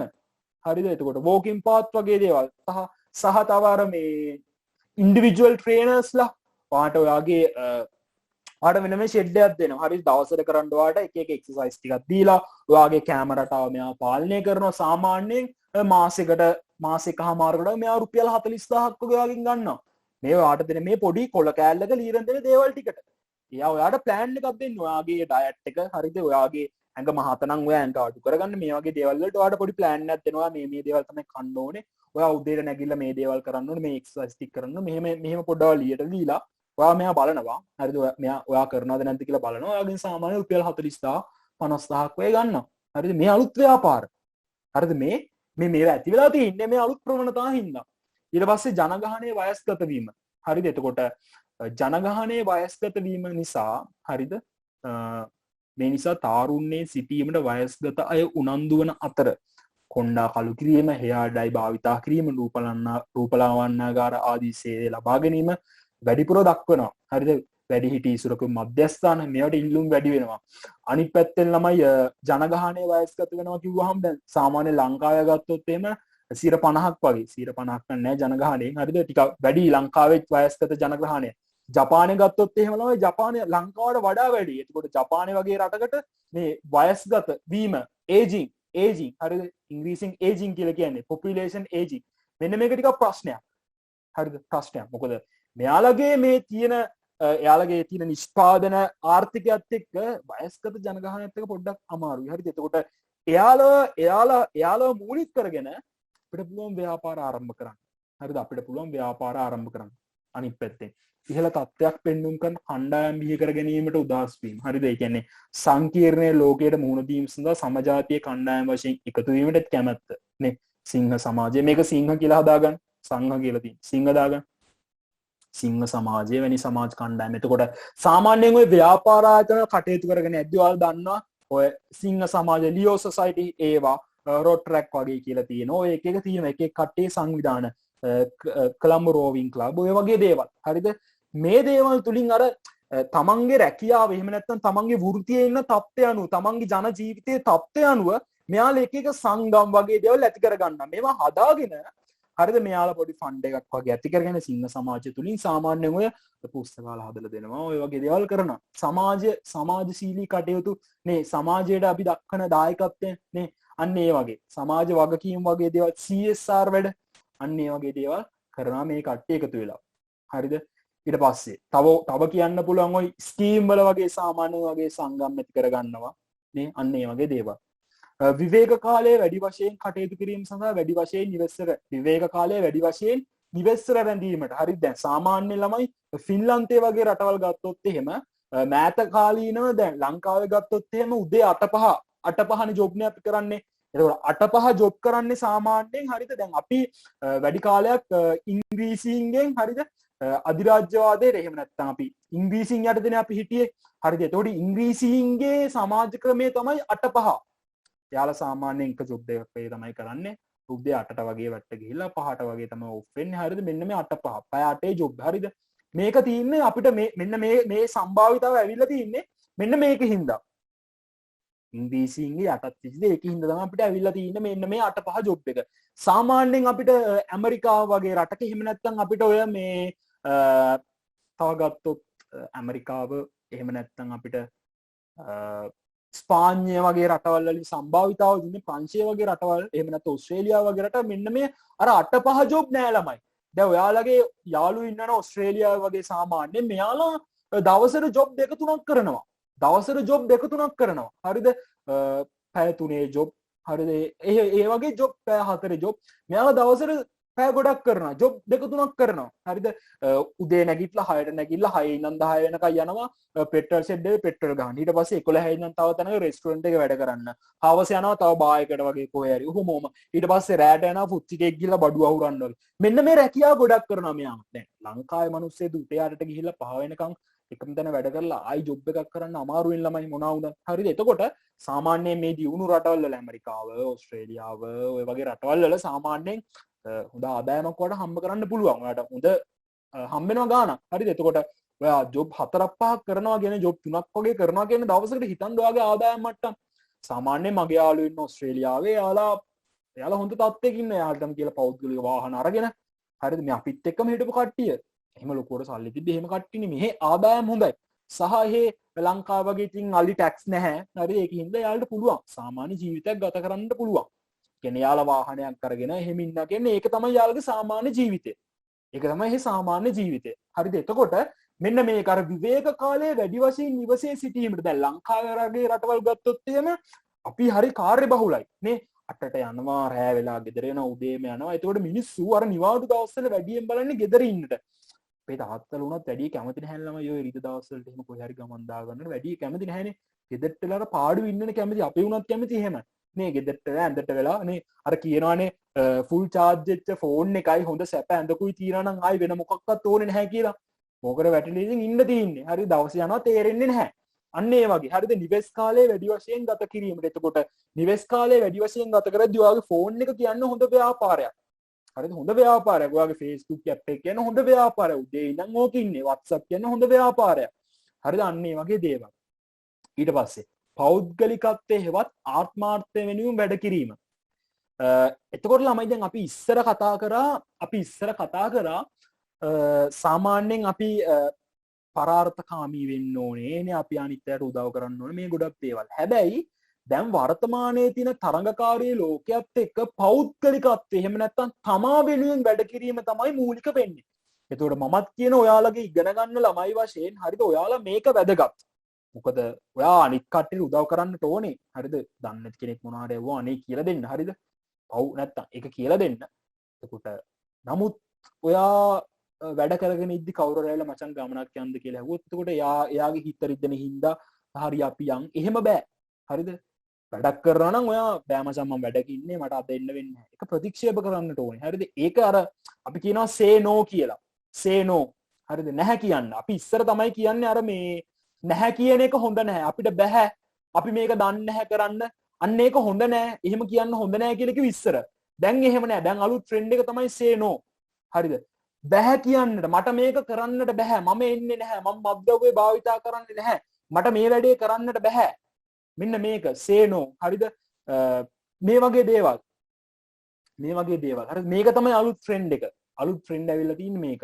සහ ඊළඟ එක බලන්න තාක්ෂණික හාස්‍යකර දුෂ්කර දේවල් වලට දක්වන කැමැත්ත. ලංකාවේ සාමාන්‍යයෙන් ට්‍රැවලින් කියන එක ලංකාවේ නෙමෙයි ලෝකේ පුරාම ට්‍රැවලින් කියන එක පොඩ්ඩක් වැඩි වෙලා තියෙනවානේ. දුෂ්කර අත්දැකීම් වලට මුහුණ දෙන්නට. හරිද? මේ වගේ දේවල් වල පොඩ්ඩක් කැමතියි. ඒකින් හින්දා තමයි ඩිස්නිලන්ත තියෙන්නේ ලංකාවේ නම් ලෙෂර් වර්ල්ඩ්, එක්සෙල් වර්ල්ඩ් ඔය වගේ දේවල් බිහි වෙලා තියෙන්නේ. අර උඩට ගිහිල්ලා මෙනිගෝ රවුන්ඩ් වල කැරකිලා පොඩ්ඩක් ඉන්නනේ. ඔය වගේ දේවල්. ඊට පස්සේ එකවර කාර්යයන් කිහිපයක නියැලීම. හරිද?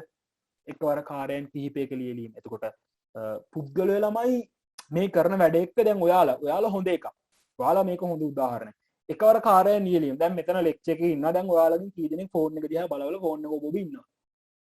හරිද? අන්නේ. හරිද? එකවර කාර්යයන් කිහිපයක නියැලීම. ඔයාලට දක්ෂතාවය තියෙනවා. හරිද? මේක දිහා බලන්න ටියුට් එකේ මොන හරි තියෙන එකක් ලියන්න ෆෝන් එකත් ඔබන්න ඔයාලා දක්ෂ. එකවර කාර්යයන් කිහිපයක නියැලීම. ඊට පස්සේ අපේ සමාජයේ වෙනුවෙන් නේ ඒ තේමාව සමාජයේ සඳහා හරිද වැඩ කරන්න ඕනේ. දේශීයත්වයට කැමැත්ත. මම මේක පෞද්ගලිකව කැමති දෙයක්. මෙන්න මේ දේශීයත්වයට කැමැත්ත. නමුත් ලංකාවේ පොඩි ගැටලුවක් තියෙන ඉතින් අපි ඔහොම කැමතිලා හිටියේ කියලා අපිට හම්බ වෙන ප්‍රතිලාභ මොනවද කියලා. හරිද? දේශීයත්වයට කැමැත්ත. දේශීය භාණ්ඩ වැඩි පරිභෝජනය කරන්න පුළුවන්. හොඳම උදාහරණයක් ඔයාට පුළුවන් නම් ළමයි ඔය ලංකාවේ තියෙන දත් බෙහෙත් වගේ දේවල් හරිද? ගොඩක් දේවල් පිටරට මල්ටි කම්පැනිස් හරිද? බහුජාතික සමාගම් අර U එකකින් එහෙම පටන් ගන්න සමාගමක් තියෙන Unilever වගේ. අන්න ඒ වගේ කට්ටිය හරිද? Unilever. ඒතකොට මේ වගේ ආයතනවල තමයි මේ ගොඩක් තියෙන්නේ. ඒතකොට සහ ඔය උදේට ඔයාලා බොන ඇන්කර් කිරි එක හරිද? ඇන්කර් කිරි එක මේවා ළමයි වැඩක් නැහැ. මේවා ලංකාවේ නිෂ්පාදන නෙමෙයි. ඇන්කර් කෙලින්ම නැව් පිටින් ගේන්නේ පිටි කිරි ගේන්නේ ඕස්ට්‍රේලියාවේ. ඒතකොට ලංකාවේ අපි ගොන් කිරි බොනවා. ඕක වැඩක් නැහැ. හරිද? පිටියක වැඩක් නැහැ බොනවා. ඕක බීලා ඉතින් ඕකේ දවසේ ලාභය වසර අවසානයේ සහ දවස අවසානයේ වෙන්නේ ශ්‍රී ලංකා රුපියල ඩොලර් බවට එහෙම නැත්නම් නවසීලන්තයේ තියෙන ඩොලර් බවට පත්වන එක තමයි වෙන්නේ. ශ්‍රී ලංකාවේ මුදල් පිටතට ගලා යන එක තමයි වෙන්නේ විදේශ නිෂ්පාදන භාවිතා කිරීම තුලින්. හැබැයි ඔයාලට පුළුවන් නම් දේශීය නිෂ්පාදනයට නේ ඔය කොහොඹ වගේ සබන් ස්වදේශීය නිෂ්පාදන හරිද? එතකොට අනිත් පැත්තෙන් ඔය පාම් පිටි දර්වය එතකොට හරිස්චන්ද්‍ර වගේ නිෂ්පාදන හරිද? සෝයා රයිගම් නිෂ්පාදන අනිත් වගේ දේවල් භාවිතා කරන්න පුළුවන් නම් මොනවා වුණත් ලංකාවට තමයි මෙතනින් මුදල ඉතුරු වෙන්නේ. හරිද? සහ විශේෂයෙන්ම ඔයාලා හිතන්නේ නැති තව එකක් තමයි අපි වැඩියෙන්ම භාවිතා කරන අපේ මේ දුරකථන ජාල. අපි ඉන්නෙම ෆෝන් එකේනේ. ඒතකොට මෙන්න මේ දුරකථන ජාල ලංකාවේ දුරකථන ජාල සාමාන්‍යයෙන් මම දන්න තරමින් 7ක් 8ක් විතර තියෙනවා නේ. ඩයලොග් කියයි, යාටෙල් කියයි, හච් කියයි, මොබිටෙල් කියයි ගොඩක් ඒවා තියෙනවා. ඔතනින් ඔයාලා විශ්වාස කරනවාද? ඔයාලා කියන්න දන්නවනම් හරිද? ලංකාවේ මොනවාද තියෙන දුරකථන ජාලය? ලංකාවට අයිති ඒවා මොනවද? ලංකාවට අයිති ඒවා දන්නවද? හරිද? ලංකාවට අයිති එක. ලංකාවට අයිති පුතේ උතනින් බොහොම එකයි. එකම එකයි ලංකාවට අයිති. ශ්‍රී ලංකා ටෙලිකොම්. හරිද? ශ්‍රී ලංකා ටෙලිකොම්, මොබිටෙල්, SLT. හරිද? ඕක විතරයි ලංකාවට අයිති. දවසකට අපි හිතන්න සාමාන්‍යයෙන් ඔබේ ෆෝන් එක ගත්තොත් ඔබ මාසෙකට අනිවාර්යෙන් 100 කාඩ් දෙකක්වත් දානවා. ඔබ ඩේටා කාඩ් දානවානේ. ඔබ ඩයලොග් එක භාවිතා කරනවා. ඩයලොග් එක උතුරු හරහා ඔබ Zoom app එක ලොග් වෙනවා. ඒතර මේවා දාගෙන ඉන්න හිතන්න ඔබ මාසෙකට සාමාන්‍ය රුපියල් 500කට කිට්ටු වෙන්න ඔබ ඔබේ ෆෝන් එකට රුපියල් 500කට කිට්ටු වෙන්න මාසෙකට භාවිතා කරනවා මෙන්න මේ දුරකථන ජාලය. ඔබේ දෙමව්පියන්ගේ ෆෝන්, ඔබේ මල්ලිගේ නංගිගේ ෆෝන් එහෙම බැලුවොත් සාමාන්‍ය නිවසක රුපියල් 2000කට වගේ කිට්ටු වෙන්න 2000කට වගේ කිට්ටු වෙන්න මුදලක් වැය කරනවා. අපේ ගෙදර ගත්තොත් එහෙම සාමාන්‍ය රුපියල් 5000ක් විතර 5000ක් 3500 4000කට වගේ කිට්ටු වෙන්න යනවා Wi-Fi වලට මේවට හැම දෙයකටම. හරිද? එතකොට ඔබ බලන්න ඔබේ ඔය වගේ සාමාන්‍ය නිවස අපි 2000ක් කියලා ගමු 2000 ගානේ තියෙන නිවෙස් ඔබේ ලංකාවේ මිනිස්සු ඉන්නවා මිලියන 22ක් මිලියන 22කට වඩා දැන් පොඩ්ඩක් වැඩි 21 දශම ගානක් ඉන්න මං හිතන්නේ. හරිද? 22ක් වගේ ඉන්න. ඒතකොට මේ 22 රුපියල් 500 ගානේ මාසෙකට මේ පිටරට දුරකථන ජාලයකට වැය කරනවා කියන්නේ කොච්චරක්ද? නමුත් ඔබට පුළුවන් නම් ශ්‍රී ලංකාව මොබිටෙල් එකට වගේ මාරු වෙන්නට. SLT වලට මාරු වෙන්නට. හරිද? ඔබේ Wi-Fi එක ඩයලොග් Wi-Fi වගේ නම් තියෙන්නේ. මම මේ ප්‍රසිද්ධියේ මඩ ගහන ඩයලොග් කියන. මමත් ඉතින් ඩයලොග් එකේ සිග්නලුත් නැහැ ළම. හරිද? මමත් අයින් වුණා. වැඩක් නැහැ නේ. සිග්නල් නැත්තම් මොන මගුලට සල්ලි ගෙවන්න. මාස දෙක බිලක් තියෙන ගෙව්වෙත් නැහැ. හරිද? එතකොට මෙන්න මේ වගේ දේවල්. ඔයාලට පුළුවන් නම් මාරු වෙන්නට. හරිද? දේශීයත්වයේ වෙනුවෙන් ඔයාලට මාරු වෙන්නට. හරිද? සාමුණා වුණා සර්විස් එක අවුලකුත් නැහැ. ඉතින් පුළුවන් නම් මාරු වෙන්න පුළුවන් නම් හොඳයි. හරිද? ලංකාවට සල්ලි ඉතුරු වෙනවා. ලංකාවට සල්ලි ඉතුරු. අපි මේ වැඩි හිතන්නේ නැති දේවල්. ඊට පස්සේ අනිත් පැත්තේ පිබිදුණු පාරිභෝගිකයන්ගේ වැඩි කැමැත්තනේ වර්තමානයේ පාරිභෝගිකයෝ බොහොම අර දැනුවත් පාරිභෝගිකින් උගත් පාරිභෝගික අන්න ඒක අපිට හොඳ දෙයක්. ඊට පස්සේ ශ්‍රී සේවා නියුක්තිය වගේ දේවල්. හරිද? මේක වැදගත්. ශ්‍රී සේවා නියුක්තිය කොහොම වැඩියෙන්ම අපේ කාන්තාවෝ රැකියා කරන එක වැඩි වෙනවා. ඒතර මේක වැදගත්. හරිද? අනිත් පැත්තෙන් කාන්තාවන් සම්බන්ධ වීදුරු සීලින් සංකල්පය බිඳ වැටීම. කාන්තාවන්ට ඉහළ තනතුරු වෙත ළඟාවීමට ඇති සංස්කෘතිමය බාධාවන් ඉවත්වීම නිසා ඔවුන් ඉහළට ගමන් කරනවා. සාමාන්‍යයෙන් අර කලින් තමයි තිබ්බේ කාන්තාවන්ට නිවසින් එහෙම නැත්තම් නිවසින් පිට ජොබ් එකක් කරන්නට හොඳ නැහැ. ගෙදරට වෙලා තමන්ගේ ළමයි බලාගෙන සැමියාට සලකගෙන උයන් පෙවුම් කරගෙන ඉන්න ඕනි කියලා. දැන් එහෙම එකක් නැහැ ළමයි. කාන්තාවන්ට එහෙම එකක් නැහැ දැන්. හරිද? ඒකින්ද පුළුවන් නම් හොඳ ජොබ් එකක් කරන්න, හොඳ ඉගෙන ගන්න ඔක්කොම කලින් ඉගෙනගෙන හොඳ ජොබ් එකක් කරලා හරිද? තමන්ගේ පවුලට ශක්තියක් එන්න. ඊට පස්සේ මිනිස්සු වර්තමානයේ කැමති පරිසර දූෂණය අවම වෙන නිෂ්පාදන. පරිසර දූෂණය අවම වන නිෂ්පාදන භාවිතා කිරීමට මිනිස්සු වර්තමානයේදී කැමති. හරිද? මිනිස්සු වර්තමානයේදී කැමති. හරි. ඒකත් එක්ක අපි මෙන්න මේ ටියුට් එක ඉවර කරා. හරි. ගිය සතියේ මම හෝම්වර්ක් එකක් දුන්නා. ගිය සතියේ හෝම්වර්ක් එකක් දුන්නා. මොකද්ද හෝම්වර්ක් එක? හෝම්වර්ක් එක තමයි ඔව් නේ කොරෝනාත් එක්ක වර්තමානයේ ඇති වෙලා තියෙන මම මේ ප්‍රශ්නේ කියන්නම්. දැන් 22 ක් ඉන්නවනේ මෙතන කීප දෙනෙක්. මම මේ ප්‍රශ්නේ කියන්නම්, ඔයාලත් ලියා ගන්න. හරිද? මම ආයි කියන්නම්. හරිද? ලියා ගන්න ප්‍රශ්නේ.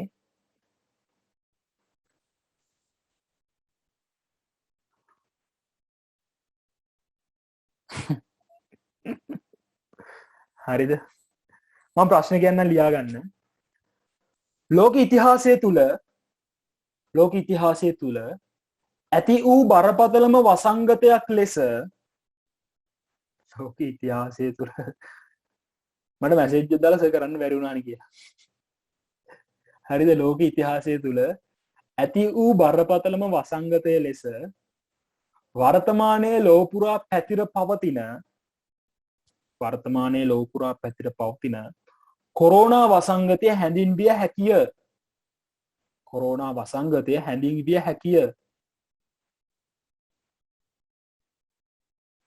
මෙම වසංගතය පැතිරීම තුළින් සාර පරිසර බලවේග කෙරෙහි ඇති වී ඇති බලපෑම් සටහන් කරන්න. මෙම වසංගතය පැතිරීම තුළින් සාර පරිසර බලවේග PEST-NDG-L මේ දේශපාලන පරිසරය, නෛතික පරිසරය, ආර්ථික පරිසරය, සමාජ සංස්කෘතික පරිසරය, තාක්ෂණික පරිසරය, පාරිසරික පරිසරය, ගෝලීය පරිසරය, මෙන්න මේවා PEST-NDG-L. මේ කට්ටියට ඇති වී ඇති බලපෑම් දක්වන්න මම පොඩි වෙලාවක් දෙන්න ලියන්නකෝ හරිද ලියන්න ගන්න ඒ අතර මට පොඩ්ඩක් මැසේජ් දාන්න කට්ටිය ඊළඟ ටියුට් එක මෙන්න මේක හම්බෙලා තියෙන කට්ටියට මේක හම්බෙලා තියෙන්නේ ටියුට් එක ගත්තද කට්ටිය ගිහලා ටියුට් එක ගත්තද සාමි ටියුට් එක ආවේ නැහැ කිව්වා කේසරි ටියුට් එක හම්බුණා දිනිති ගත්තද සෙනායට අද එන්න වෙන්නේ නැහැ කිව්වා මම දන්නේ නැහැ හරි ගත්තා සෙනායට ටියුට් එක හම්බ වෙන්නේ නැති මම හිතන්නේ අනිත් කට්ටිය 22 කට්ටිය නැද්ද නෑ හරිද එතකොට මම අද මේක පටන් ගන්නම් එහෙම වුණොත් එතකොට එක්කෙනා ළඟ ටියුට් එක තියෙන්නේ දෙන්නයි ළඟ ටියුට් එක තියෙන්නේ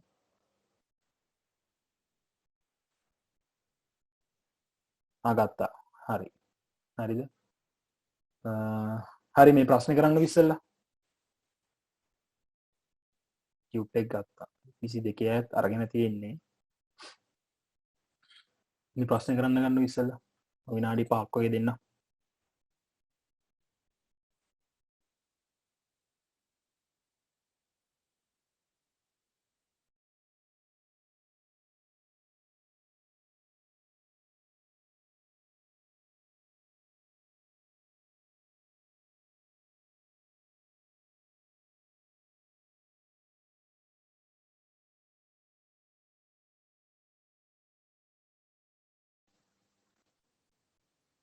හරිද මම එතකොට දැන් කිව්වා ආර්ථික පරිසරයේ තියෙන දේවල් ටිකක් කිව්වා ආර්ථික පරිසරයේ මම කෑලි තුනක් විතර කිව්වා අර ප්‍රශ්නේ හරිද කොටස් වෙළඳ පොලේ ක්‍රියාකාරීත්වය හිටීම ඊට පස්සේ ආනයන සීමා වීම සංචාරක කර්මාන්තයේ බිඳවැටීමනේ රටේ සුබ සාධන වැඩසටහන් සඳහා පිරිවැය වගේ දේවල් ඉහළ ගියා සේවකයන්ට රැකියා හිමි වුණා ඒකේ හින්දා ඒක පුද්ගල ආදායම් වගේ දේවල් අඩු වුණා අනිත් පැත්තෙන් මූල්‍ය සමාගම් ජනතාවට වැඩිපුර සහන ලබා දුන්නා මේ වගේ දේවල් කිව්වා ප්‍රජා පරිසරයෙන් කිව්වා අපි ජන සංචලනයේ සීමා වුණා කුටුම්බ ගෙදරට වෙලා ඉන්න ගත්තා මේ ජනතාව අතර සමීප සම්බන්ධතාව වුණා සෞඛ්‍ය පුරුදු ඇති වුණා හරිද මේ වගේ දේවල් කිව්වා ඊට පස්සේ දැන් මම හිටියේ ගෝලීය පරිසරයේ මම කිව්වා දියුණු රාජ්‍යයන් කඩා වැටෙන්න ගත්ත කිව්වා ඇමරිකාව ලෝක සෞඛ්‍ය සංවිධානයට දෙන අරමුදල් කපා හැරිය කියලා කිව්වා ජාත්‍යන්තර ගුවන් ගමන් වගේ දේවල් සහ ගුවන් සමාගම් වහලා දැම්මා කියලා කිව්වා තව එකක් කීත හැකි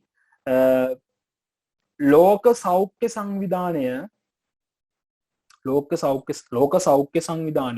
WHO එක හරිද මේ කොරෝනාත් එක්ක මෙයාලා ලොකු වැඩක් කරන්න ගත්තා ලෝක සෞඛ්‍ය සංවිධානයේ ක්‍රියාකාරී මෙහෙයක් ඉටු කිරීම මේක සමහර මිනිස්සු ලංකාවේ ලෝක සෞඛ්‍ය සංවිධානය කියලා දෙයක් තියෙනවද කියලාවත් ඔයාලට සමහරලාට ඉන්න පුළුවන් තියෙනවද කියලා දන්නේ නැති කට්ටිය ඉන්න පුළුවන් නමුත් මේ කොරෝනාත් එක්ක ලෝක සෞඛ්‍ය සංවිධානය කියලා කෙනෙක් ඇවිල්ලා අර පොඩ්ඩක් මේ අප්‍රිකානු සම්භවයක් තියෙන කෙනෙක් මේ ඇවිල්ලා කතා කරන්න ගත්ත ටීවී වල නේ ඒකත් එක්ක තමයි මේක එළියට ආවේ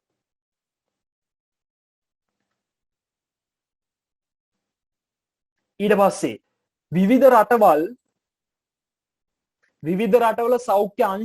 විවිධ රටවල සෞඛ්‍ය අංශ අනිකුත් රටවල් සඳහා උදව් උපකාර කිරීමට පෙළඹීම විවිධ රටවල සෞඛ්‍ය අංශ අනිකුත් රටවල් සඳහා උදව් උපකාර කරන්නට දැන් එක රටක කොරෝනා තත්ත්වය වැඩි වගේ නම් මෙයාලා ගිහිල්ලා තව රටකට මේ උදව් කරන්න දැන් සාමාන්‍ය ඉන්දියාවේ ලංකාවට වගේ ඔය අර PPE ඇඳුම් ඒ කියන්නේ personal protection අර කොරෝනා වලට අඳින ඇඳුම් තියෙන මෙන්න මේ වගේ දේවල් ලබා දුන්නා ඉන්ජෙක්ෂන් නෙව්වා නේ ඔය වෙන්ටිලේටර් යන්ත්‍ර වගේ දේවල් සොසන උපකරණ ඔක්සිජන් වගේ දේවල් ඉන්දියාවෙන් අපිට ඒ කාලේ ලබා දුන්නා. ඒ කාලෙන් අපිට ආව ආධාර.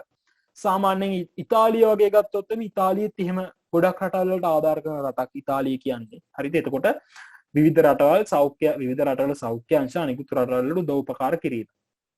හරි අපි යමු ගෝලීය පරිසරය අපි යමු ඉක්මනට ඊළඟට ස්වාභාවික පරිසරයට හරිද ඔයාලා අර මම කිව්ව ඕසෝන් විස්තරේ කතන්දරේ හරිද ඒක ඊට පස්සේ ඔයාලට මතකයි ඔය පාරවල් වල මූවෝ අනම්මනම් ඉන්නවා දැන් මේ පැත්තෙත් ඒ කොරෝනා කාලේ ඔය බත්තර මුල්ලේ පැත්තේම මූවෝ එහෙම ඇවිල්ලා හිටියා වලිකුකුලේ මොනරු එහෙම හිටියා නේ බම්බල පිටියේ පැත්තේ මොනරු හිටියා ඊට පස්සේ අර ඉන්දියාවේ හිමාලයේ පේන්න ගත්තා හිමාලය හරි එවරස් කන්ද වගේ හරි දන්නේ දේවල් අපි ලියත හැකි ස්වභාවික පරිසරය. පරිසර දූෂණය අවම වීම තුලින් ඕසෝන් ස්තරයේ යථා තත්ත්වයට පත්වීම. පරිසර දූෂණය අවම වීම තුලින් ඕසෝන් ස්තරයේ යථා තත්ත්වයට පත්වීම.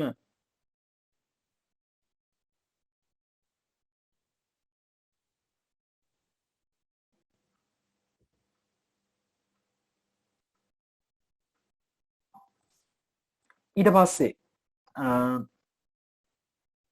මෝටර් රථ ධාවනය අවම වීම තුලින් වායු දූෂණය අඩුවීම.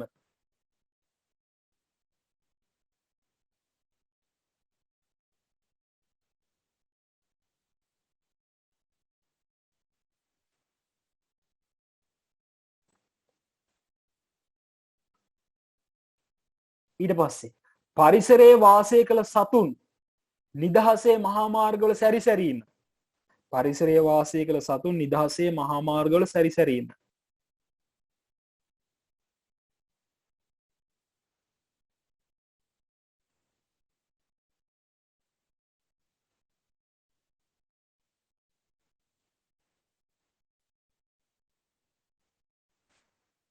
හරි අපි යමු සමාජ හා සංස්කෘතික පරිසරයට. සමාජ සංස්කෘතික පරිසරය හරිද? හුදකලා කරන වැඩසටහන් ක්‍රියාත්මක වීම නිරෝධායනය හරිද? ගම්බෙම් හුදකලා කිරීම වුණා. හුදකලා කරන වැඩසටහන් ක්‍රියාත්මක කිරීම. දිස්ත්‍රික් පළාත් සංචරණ සීමා ක්‍රියාත්මක වීම. හුදකලා කරන වැඩසටහන් ක්‍රියාත්මක වීම. දිස්ත්‍රික් පළාත් සංචරණ සීමා ක්‍රියාත්මක වීම. මුහුණු ආවරණ පැළඳීම්, අත්ආවරණ ග්ලව්ස් වගේ දේවල් පැළඳීම් වැඩිවීම. එහෙම නැත්නම් එහෙම ක්‍රමවේදයක් මුහුණු ආවරණ පැළඳීමේ, අත්ආවරණ පැළඳීමේ ක්‍රමවේද ඇතිවීම. සමාජ දුරස්ථභාවය නේ මීටරේ දුරස්ථභාවය මීටරේ පරතරේ අන්න ඒවා.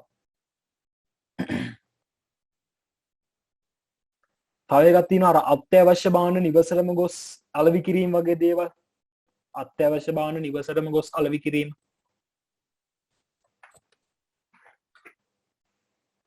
තව දෙකක් වගේ තියෙනවා තාක්ෂණික පරිසරයයි නෛතික පරිසරයයි. මම තාක්ෂණික පරිසරය මුලින් කියන්න. තාක්ෂණික පරිසරය කොරෝනා වෛරසයේ නව එන්නත් අත්දැක බැලීම. කොරෝනා වෛරසයේ නව එන්නත් අත්දැක බැලීම. කොරෝනා වෛරසයේ නව එන්නත් අත්දැක බැලීම.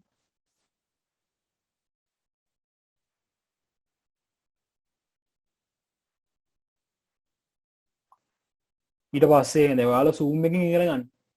ගොඩක් කට්ටිය කියන්නම ගොඩක් ඔය සර්ලා එහෙම කියන්නේ මේ සූම් තාක්ෂණය ඔස්සේ කියලා. සූම් කියන්නේ තාක්ෂණයක් නෙමෙයි ඈ. සූම් කියන්නේ ඇප් එකක්. මාත් සමහරලාට කියනවා. සූම් ඇප් එක ඔස්සේ සූම් තාක්ෂණය ඔස්සේ ඉගෙන ගන්න නෙමෙයි සූම් ඇප් එක ඔස්සේ. අන්තර්ජාලය තමයි තාක්ෂණය. හරිද?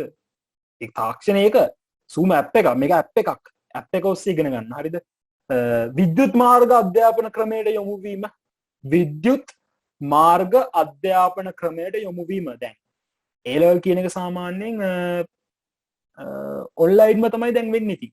හරිද? ඉස්සරහටත් මේක ටික කාලයක් යනකම් එහෙම වෙයි. ඒතර 22 කට්ටිය මම දන්න තරමින් ඉස්කෝලේ ගියම නැති තරම්. 23 කට්ටියට වාසනාවක් හම්බුනොත් ඉස්කෝලේකට යන්න පුළුවන් වෙයි. හරිද? එතකොට විද්‍යුත් මාර්ග අපි එකට කියන අර මාර්ගගත කියලා. මාර්ගගත අධ්‍යාපන යොමු වීම අන්නේ ඒක. හරිද? ඊට පස්සේ ඩිජිටල් තාක්ෂණය නැනෝ තාක්ෂණය භාවිතා කිරීමට පෙළඹීම. එහෙම නැත්නම් ඩිජිටල් තාක්ෂණය නැනෝ තාක්ෂණය භාවිතා කරමින් සෞඛ්‍යාංශ වැඩසටහන් ක්‍රියාත්මක කරා.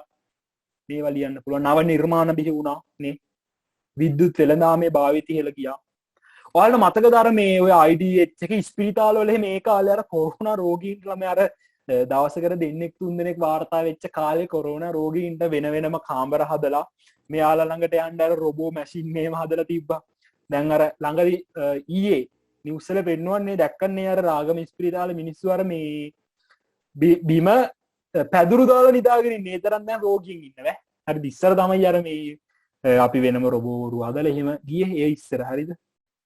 හරි. ඒක ලිව්වද නව නිර්මාණ බිහිවීම විද්‍යුත් වෙළඳාම් වගේ දේවල් ඉහළ යාම ඕවා ලියන්න පුළුවන් තාක්ෂණික පරිසරයට. ඊට පස්සේ අවසාන පරිසරය නෛතික පරිසරය.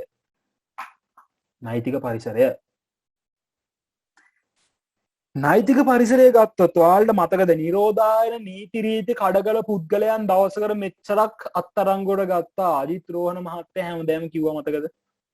හරි දන්නේ ඒක. නිරෝධායන නීති රීති ක්‍රියාත්මක වීම.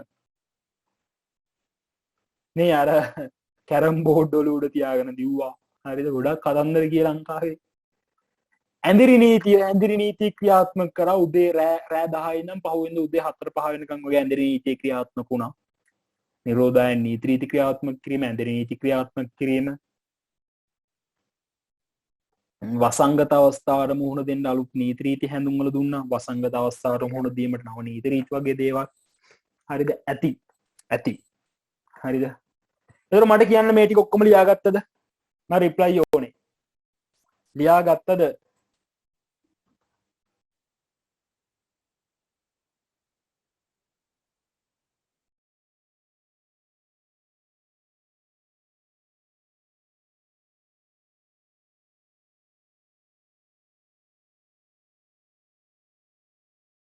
හරි ලියාගත්තා. අපි යමු ඊළඟ පාඩමට. අපි එක පටන් ගමු. හරි. සලනී සෝරි මට ඔයාගේ අතේ ටියුට් එක නැහැ මම දන්නවා. හරිද? අපි ටිකක් පටන් ගමු. ඔයාට සාමාන්‍යයෙන් පොඩ්ඩක් ලියන්න වෙයි පළවෙනි එක වගේ. මේ පොඩ්ඩක් ඔය තමයි ලියන්න වෙන්නේ අද. ඒතකොට මම හෙට අනිවාර්යයෙන්ම කෝල් කරන මොකද්ද වෙලා තියෙන්නේ කියලා බලලා සාමාන්‍යයෙන් මම යවපු හැම එකක්ම අද දුන්නාම හෙට ගියා. හරිද? ඔයාගේ ඇවිල්ලා නැහැ. හරිද? බලමු මොකද්ද වෙලා තියෙන්නේ කියලා. එහෙම වෙන්න බෑනේ. අපි බලමු. හරිද? අපි පටන් ගමු. හරිද? අපි පටන් ගමු. අපේ පාඩම තමයි සමාජ වගකීම් සහ ආචාර ධර්ම. සමාජ වගකීම් සහ ආචාර ධර්ම. මොනවාද සමාජ වගකීම් කියන්නේ? මොනවාද ආචාර ධර්ම කියන්නේ? ළමයි සමාජ වගකීම් ගත්තහම දැන් ඔයා ව්‍යාපාරයක් නෙමෙයි කරන් යන්නේ. හරිද? ඔයා මේ 12 ශ්‍රේණියේ සහ 13 ශ්‍රේණියේ ව්‍යාපාර අධ්‍යයනය ඉගෙනගෙන ඔයා කරන්නට යන්නේ ඔයාගම කියලා බිස්නස් එකක් හදන්න මේ යන්නේ. නිකන් ඒ වගේ කතන්දරයක්. 12 ශ්‍රේණියෙන් ඔයාට දැන් පළවෙනි පාඩමේ අපි කියලා දුන්නා. හරිද? මොකද්ද ව්‍යාපාරයක් කියන්නේ? හරිද?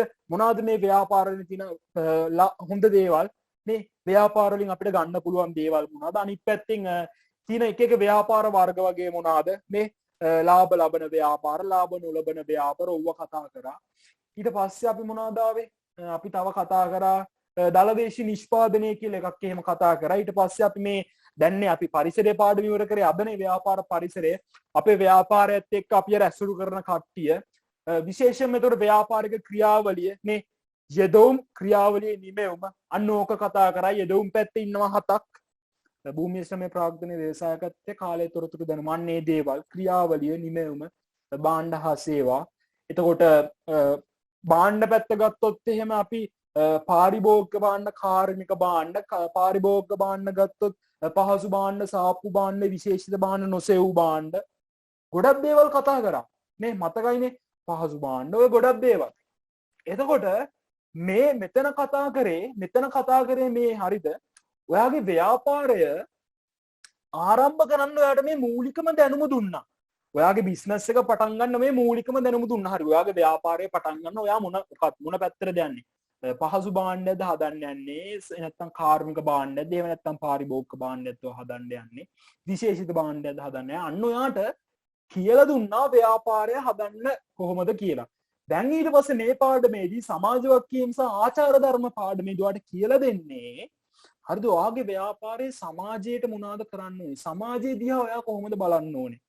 අපි බිස්නස් එකක් කරනවා. බිස්නස් එකට කරන්නේ සමාජයේ ඉන්න පුද්ගලයන්ට තමයි අපි අපේ වෙළඳාම් වගේ දේවල් කරන්නේ. එහෙමනම් අපි ඉතින් අර මේ වැරදි විදිහට බිස්නස් කරන්න බෑ. ඒක. ඊට පස්සේ අපේ ආචාර ධර්ම අපි ළමයි යම්කිසි පිළිවෙලකට මේක කරන්න ඕනේ නේ. අපිටම කියලා ආචාර ධර්ම ටිකක් තියෙනවා. මේ වගේ දේවල්. අන්න මේක ආචාර ධර්ම වගේ දේවල්. හරිද? මෙන්න මේ පැත්ත තමයි අපේ ව්‍යාපාරේ, ඔබේ ව්‍යාපාරේ, මගේ ව්යාපාරේ සමාජ වගකීම් සහ ආචාර ධර්ම තමයි මේ පාඩමේ කතා කරන්නේ. එතකොට මට මේ පාඩමට සාමාන්‍යයෙන් මාස මාසෙකට වඩා පොඩ්ඩක් යනවා කතා කරා. හරිද? මේ පාඩම ඉවර කරන්න මාසෙකට වඩා පොඩ්ඩක් යනවා. ඊට පස්සේ අපි රජය හා ව්‍යාපාර පටන් ගන්නවා. ඒක ලොකු පාඩමක්. ඊට පස්සේ ව්‍යාපාර සංවිධාන මාස 3ක්වත් ඇයි මේ පාඩම ඉවර කරන්න. හරිද?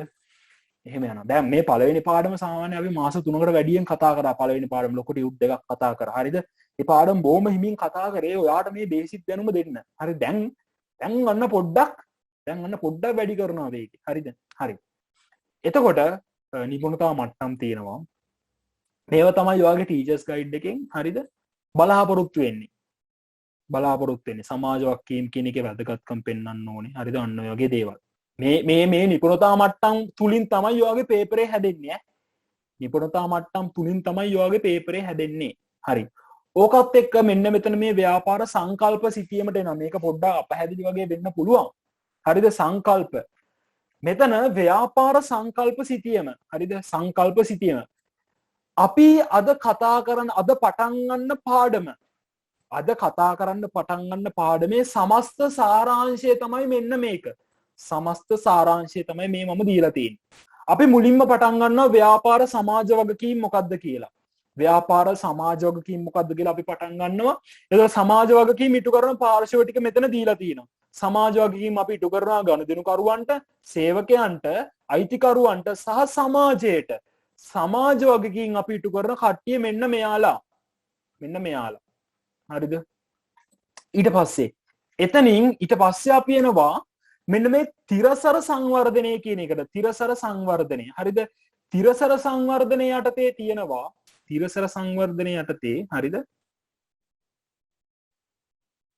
තිරසර සංවර්ධනය යටතේ තියෙනවා. හරි. තිරසර සංවර්ධනයටනේ තිරසර සංවර්ධනය ප්‍රධාන කොටස් 3ක් තියෙනවා. හරිද? ආර්ථික තිරසර බව කියලා එකක්, පාරිසරික තිරසර බව කියලා, සමාජීය තිරසර බව කියලා. අපි මේක ඉගෙන ගමු. අපි තව සති 2කින් 3කින් වගේ මේක පටන් ගන්නවා. හරිද? ව්‍යාපාර සමාජ වගකීම් මුලින්ම ඒක කතා කරමු. ඊට පස්සේ අපි යනවා තිරසර සංවර්ධනයේට.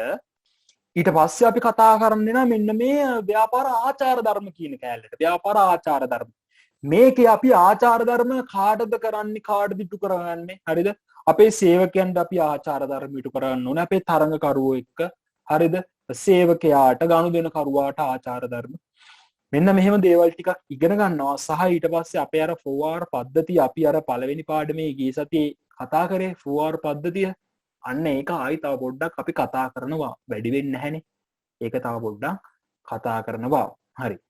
ඊට පස්සේ ওই දේවල් තමයි මේ පාඩමේ අපි කතා කරන්න බලාපොරොත්තු වෙන්නේ. හරිද? ඊට පස්සේ මම එනවා මෙන්න මෙතනට. ව්‍යාපාර සමාජ වගකීම්. ලස්සන මොනරෙක් ඉන්නවා. ව්‍යාපාර සමාජ වගකීම්. හරි. මොකක්ද මේ ව්‍යාපාර සමාජ වගකීම් කියලා කියන්නේ? ඔය ඔක්කොටම කලින් අපි මෙන්න මේකේ නිර්වචනයක් තියෙනවා. මෙන්න මේ නිර්වචනය ලියාගෙන ඉමු. සලනි එතකොට මේක ලියා ගන්න. මේක කොහෙන් හරි කොළ කෑල්ලක ලියා ගන්න. මම කොහම රෙකෝඩින් එක දානවා. යාට එහෙම වුණොත් ටියුට් එක ආවට පස්සේ රෙකෝඩින් එකේ කෑල්ල බලලා උනත් ලියා ගන්න පුළුවන්. නමුත් මම කැමතියි කොළ කෑල්ලක මේක ලියා ගන්න නම් සහ සෝරි. හරිද? මට ඉතින් කන්ට්‍රෝල් එකක් නැහැ. මම කුරියකට දුන්නට පස්සේ ඉතින් ගෙනල්ලා නැහැ. හරිද? හරි. අපි සමාජ වගකීම් කියන එක ලියා ගමු. සමාජ වගකීම්. ව්‍යාපාරයක සමාජ වගකීම් කියලා කියන්නේ මොකක්ද? හරි. ලියා ගන්න. ව්‍යාපාරය හා සම්බන්ධ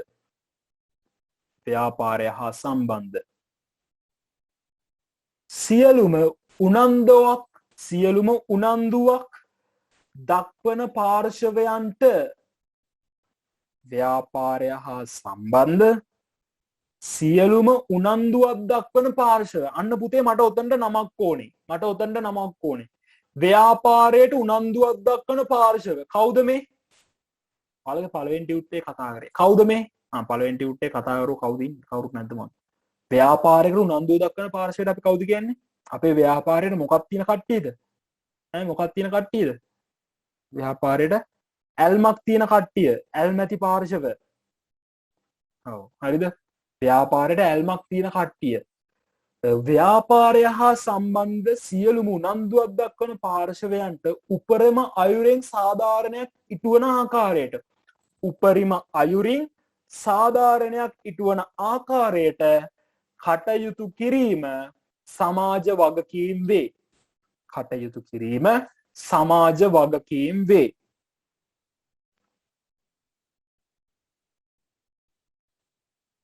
ඊට පස්සේ මම තව එකක් කියන්න යනවා තව නිර්වචනයක්. හෝ කියලා දාලා ඊළඟ රූලේ දැම්මත් කමක් නැහැ. හෝ ගනුදෙනුකරුවන් කමා මම ඊළඟ නිර්වචනය දැන් කියන්නේ ගනුදෙනුකරුවන් කමා සේවකයන් කමා ආයෝජකයන් වරහන් නැතුව අයිතිකරුවන් කියලා කියන්න. ගනුදෙනුකරුවන් සේවකයන් ආයෝජකයන් සහ සමාජය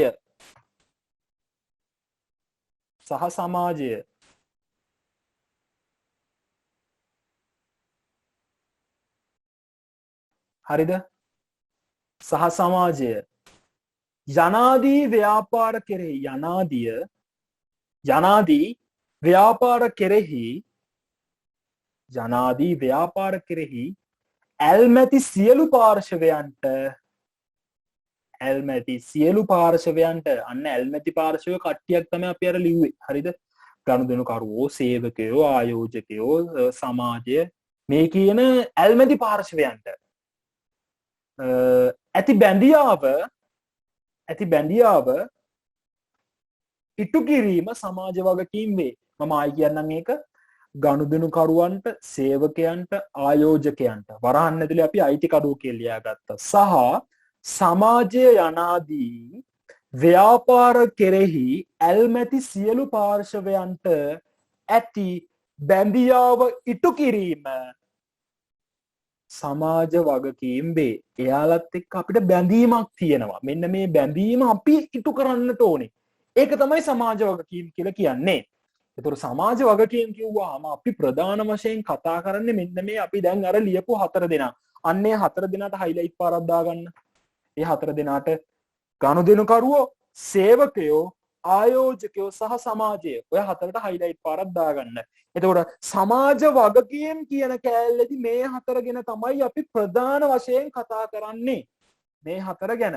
එතකොට අපි මෙයාලට තියෙන බැඳීම, අපේ ව්‍යාපාරයත් එක්ක ගනුදෙනුකරුවන්ට තියෙන බැඳීම, අපේ ව්‍යාපාරයත් එක්ක සේවකයන්ට තියෙන බැඳීම, අපේ ව්‍යාපාරයත් එක්ක අයිතිකරුවන්ට තියෙන බැඳීම සහ අපේ ව්‍යාපාරයත් එක්ක අපි සමාජයත් එක්ක කොහොමද බැඳිලා ඉන්නේ?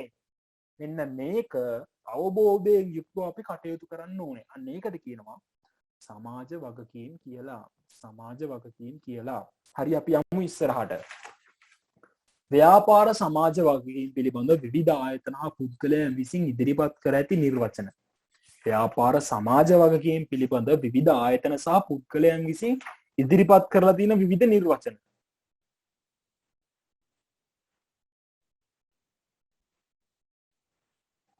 පළවෙනි නිර්වචන පොඩ්ඩක් කියන්න. හරි. පළවෙනි එක. ව්‍යාපාරය හා සම්බන්ධ සියලුම උනන්දුවක් දක්වන පාර්ශවයන්ට උපරිම අයුරෙන් සාධාරණයක් ඉටුවන ආකාරයට කටයුතු කිරීම සමාජ වගකීම් වේ. හරිනේ. ඊට පස්සේ දැන් අපි එන්නේ ව්‍යාපාර සමාජ වගකීම් පිළිබඳ විවිධ ආයතන සහ පුද්ගලයන් විසින් ඉදිරිපත් කළ නිර්වචන. දැන් ළමයි හරිද? ඕනෑම දෙයකට නිර්වචනයක් දෙන්න පුළුවන් අපිට. හරිද? දැන් ඔලිම්පික් වලදී ශ්‍රී ලංකාවට දීපු නිර්වචනය. ශ්‍රී ලංකාව ඔලිම්පික් ඉතිහාසයේ රිදී පදක්කම් 2ක් දිනාගෙන ඇති රාජ්‍යයකි. ප්‍රසිද්ධ දේශ ගවේෂක සම්මානනීය ප්‍රසිද්ධ දේශ ගවේෂකයෙකු අපි කියනවා මාකෝ පෝලෝ. මෙයාට අනුව ශ්‍රී ලංකාව තමයි ලෝකයේ ලස්සනම ඔහු ලෝකයේ ලස්සනම රාජ්‍ය ශ්‍රී ලංකාව. අන්න ඕකට තමයි ජපානයේ මේ අවුරුද්දේ ඔලිම්පික් කුල්ලේදී ලංකාවට දීපු නිර්වචනය. අන්න ඒ වගේ ඔයාලට නිර්වචනයක් දෙන්න පුළුවන් ඕනෑම දෙයකට. අපි ව්‍යාපාර කියන එක නිර්වචනය කරනවා නේ. මිනිස් අවශ්‍යතා ඉටු කරගන්නට පුළුවන් ඕනෑම කටයුත්තක්. මිනිසාගේ අවශ්‍යතා උමනා කරන ලාභ ලැබීම අරමුණින් ලාභ නොලැබීම අරමුණින් ක්‍රියාත්මක වෙන ඕනෑම දෙයක් ව්‍යාපාරයක් අපි නිර්වචන ඉදිරිපත් කරනවා. අන්න ඒ වගේ මේ සමාජ වගකීම් කියන එකට විවිධ ආයතන, විවිධ පුද්ගලයෝ, විවිධ රටවල් ආයතන වලින්, පුද්ගලයෝ වලින් නැත්නම් විවිධ රටවල් විවිධ නිර්වචන ඉදිරිපත් කරලා තියෙනවා. අන්න එහෙම නිර්වචන ටිකක් තමයි මේ බලන්නට යන්නේ. මේ නිර්වචන පුතේ ඔයාලට වැදගත් වෙන්නේ හරිද? ඔයාගේ MCQ පේපර් එකට මෙන්න මේ නිර්වචන දීලා මේක ඉදිරිපත් කරේ කවුද කියලා past papers වල අහලා තියෙනවා. හරිද? MCQ papers වල මේ නිර්වචනය ඉදිරිපත් කරේ කවුද කියලා නිර්වචනය දීලා past papers වල අහලා තියෙනවා. බොරු නම් ගිහිල්ලා බලන්න. හරිද? බොරු නම් මම කියන්නේ බොරු නම් ලේසි දෙයක් නේ. මම කියන්නේ බොරු නම් යන්න ගිහිල්ලා past papers පොත බලන්න. හරිනේ? හරි. එතකොට පළවෙනි නිර්වචනයට අපි යමු. සමස්ත සමාජයේ එහෙම නැත්නම් ප්‍රදේශයේ ජනතාවගේ සේවකයන්ගේ අයික සේවකයන්ගේ දෙපාරක් වෙදනේ අයියෝ.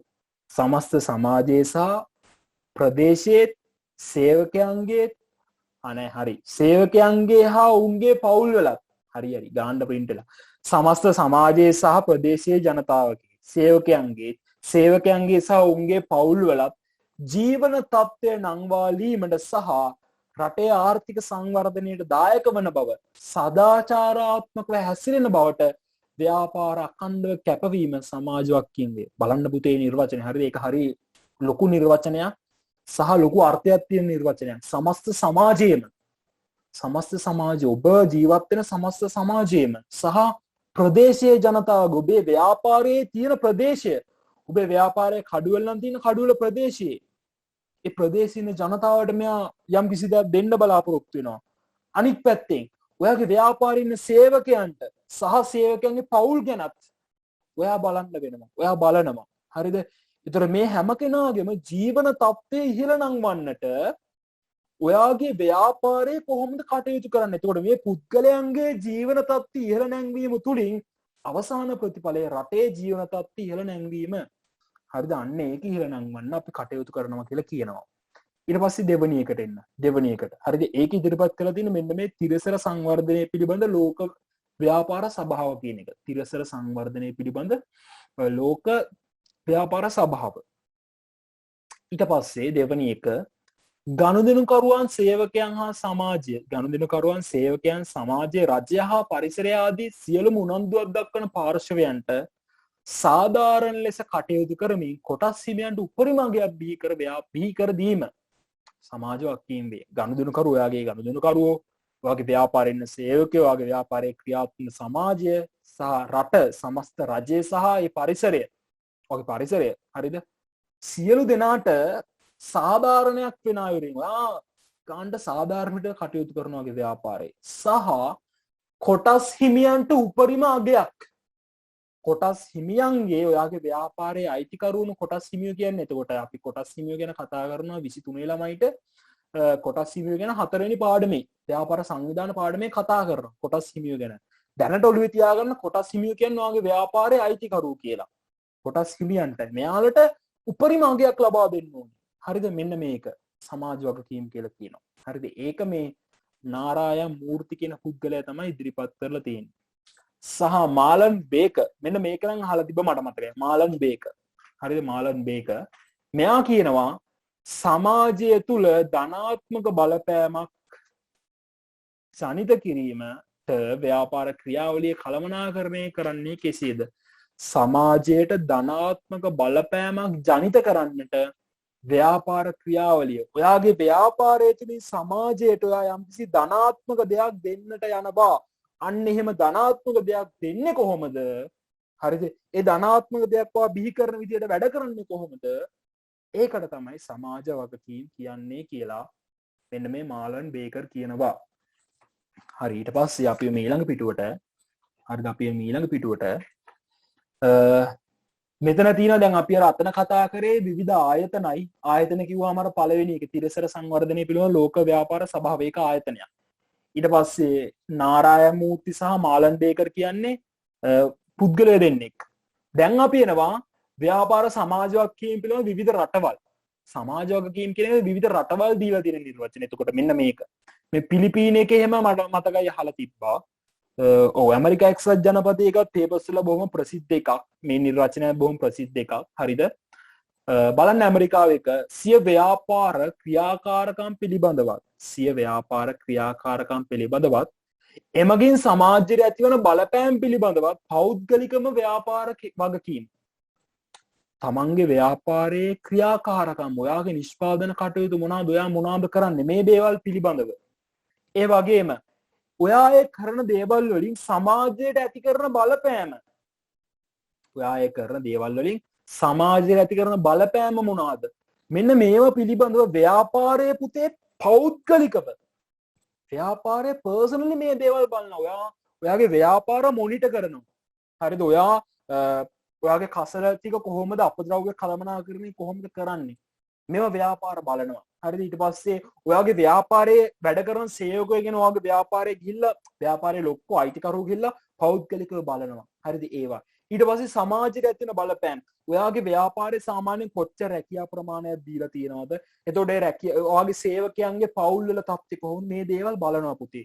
හරිද අයිතිකරු මේවා හොයලා බලනවා එතකොට ව්‍යාපාරයේ පෞද්ගලිකව වගකීම තමයි සමාජ වගකීම් කියන්නේ මෙන්න මේ නිර්වචනය ඇමරිකාව ඉදිරිපත් කරලා තියෙනවා සහ මෙන්න මේක නම් බොහෝම ප්‍රසිද්ධ එකක් මේක අතිශයින්ම ප්‍රසිද්ධ එකක් හරිද ව්‍යාපාරය සමාජයට ආපසු දෙන දෑ වගේ ව්‍යාපාරයෙන් සමාජයට ආපසු දෙන දේ ඒක තමයි සමාජ වගකීම් කියලා කියන්නේ මේක පිලිපීනයේ තමයි ඉදිරිපත් කරන්නේ පිලිපීනය එතකොට ව්‍යාපාරයේ සමාජයට ආපසු දෙන දේවල් කිව්වහම ඔයාගේ ව්යාපාරයේ සාමාන්‍ය සමාජයෙන් තමයි නිෂ්පාදන සම්පත් වගේ දේවල් නේ භූමිය වගේ දේවල් සමාජයෙන් ගන්න මිනිස්සු ටික සමාජයේ ඉන්නේ මේ දේවල් ඔක්කොම සමාජයෙන් ගන්න. එතකොට ඔයා සමාජයෙන් නිෂ්පාදන කටයුතු සඳහා යෙදවුම් භාවිතා කරනවා නම් අනිත් පැත්තෙන් ඔයාගේ ව්‍යාපාරයේ උපයන ආදායමින් ලාභයෙන් එහෙම නැත්නම් ඔයාගේ ප්‍රොඩක්ට්ස් ගුණාත්මක ප්‍රොඩක්ට්ස් ඉන්න ඕනේ ඔයාගේ ලාභයෙන් සමාජයට හොඳ වැඩක් කරන්නට ඕනේ මේ දේවල් කරන්නට ඕනේ. ව්‍යාපාර සමාජයට ආපසු දෙන දෑ සමාජ වගකීම් වේ. හරි. ඊට පස්සේ ඉහත නිර්වචන වලට අනුව අපිට පුළුවන් මේ සමාජ වගකීම් කියන එක මෙන්න මේ විදිහට හඳුන්වන්න. හරි. අපි ලියාගමු. පළවෙනි එක සමාජ වගකීමෙන් යුත් ව්‍යාපාරයක්. පළවෙනි එක සමාජ වගකීමෙන් යුත් ව්‍යාපාරයක් හොඳ ව්‍යාපාර පුරවැසියකි. සමාජ වගකීමෙන් යුත් ව්‍යාපාරයක් හොඳ ව්‍යාපාර පුරවැසියකි. සමාජ වගකීමෙන් යුත් ව්‍යාපාරයක් හොඳ ව්‍යාපාර පුරවැසියකි. දෙවැනි එක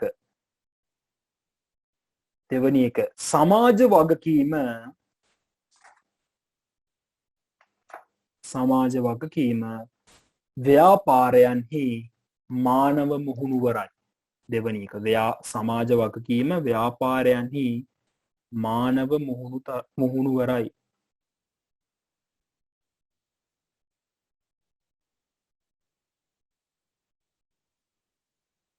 සමාජ වගකීම ව්‍යාපාරයන්හි මානව මුහුණුවරයි. ඊට පස්සේ ඊළඟ එක තුන්වෙනි එක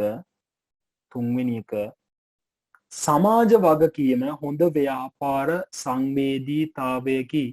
සමාජ වගකීම හොඳ ව්‍යාපාර සංවේදීතාවයකි. සමාජ වගකීම හොඳ ව්‍යාපාර සංවේදීතාවයකි. සලනි මට සෙනාය මැසේජ් එකක් දාලා තිබ්බේ අර ටියුට් එක හම්බෙලා කියලා. අන්න ඒක තමයි. හරි සාමාන්‍ය ටියුට් එක දවසින් යන ඔයාගේ මොකක් හරි දෙයක් වෙලා තියෙනවා අපි කෝල් කරලා බලමු. හරිද? මම තුන්වෙනි එකට කිව්වේ සමාජ වගකීම හොඳ ව්‍යාපාර සංවේදීතාවයකි. හරි එතකොට මෙතන ඊළඟට තියෙනවා පල්ලෙහාන් මේ තුන මොකක්ද කියලා. සමාජ වගකීමෙන් ව්‍යාපාරයක් හොඳ ව්‍යාපාර පුරවැසියෙක් කියන්නේ මොකක්ද කියලා. සමාජ වගකීම ව්‍යාපාරයන්ගේ මානව මුහුණුවරයි කියලා. සමාජ වගකීම ව්‍යාපාරවල හොඳ ව්‍යාපාරවල සංවේදීතාවයක කියලා. හරි. ඊට පස්සේ මෙන්න මේ ටික ව්‍යාපාර එක්සත් ජාතීන්ගේ සංවිධානයේ පෙන්නන දෙන සමාජ වගකීම් අපි මේ ටික එන සතිය කතා කරමු. හරිද?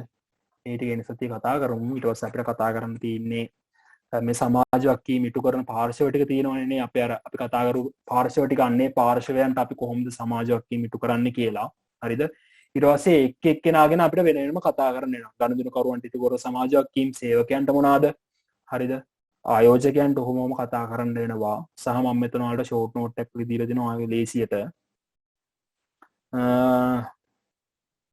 ඊට පස්සේ තිරසර සංවර්ධනය වගේ හරිද ওই දේවල් ටික තමයි කතා කරන්න තියෙන්නේ හරිද මේ කතා කරපු දේවල් තේරුණා අද කතා කරපු දේවල් තේරුණාද රිප්ලයි අවශ්‍යයි සරන් ලියාගත්තද කොහරි කොලේ කර ලියාගත්තද මේ පාඩමේ මේ දෙක තුන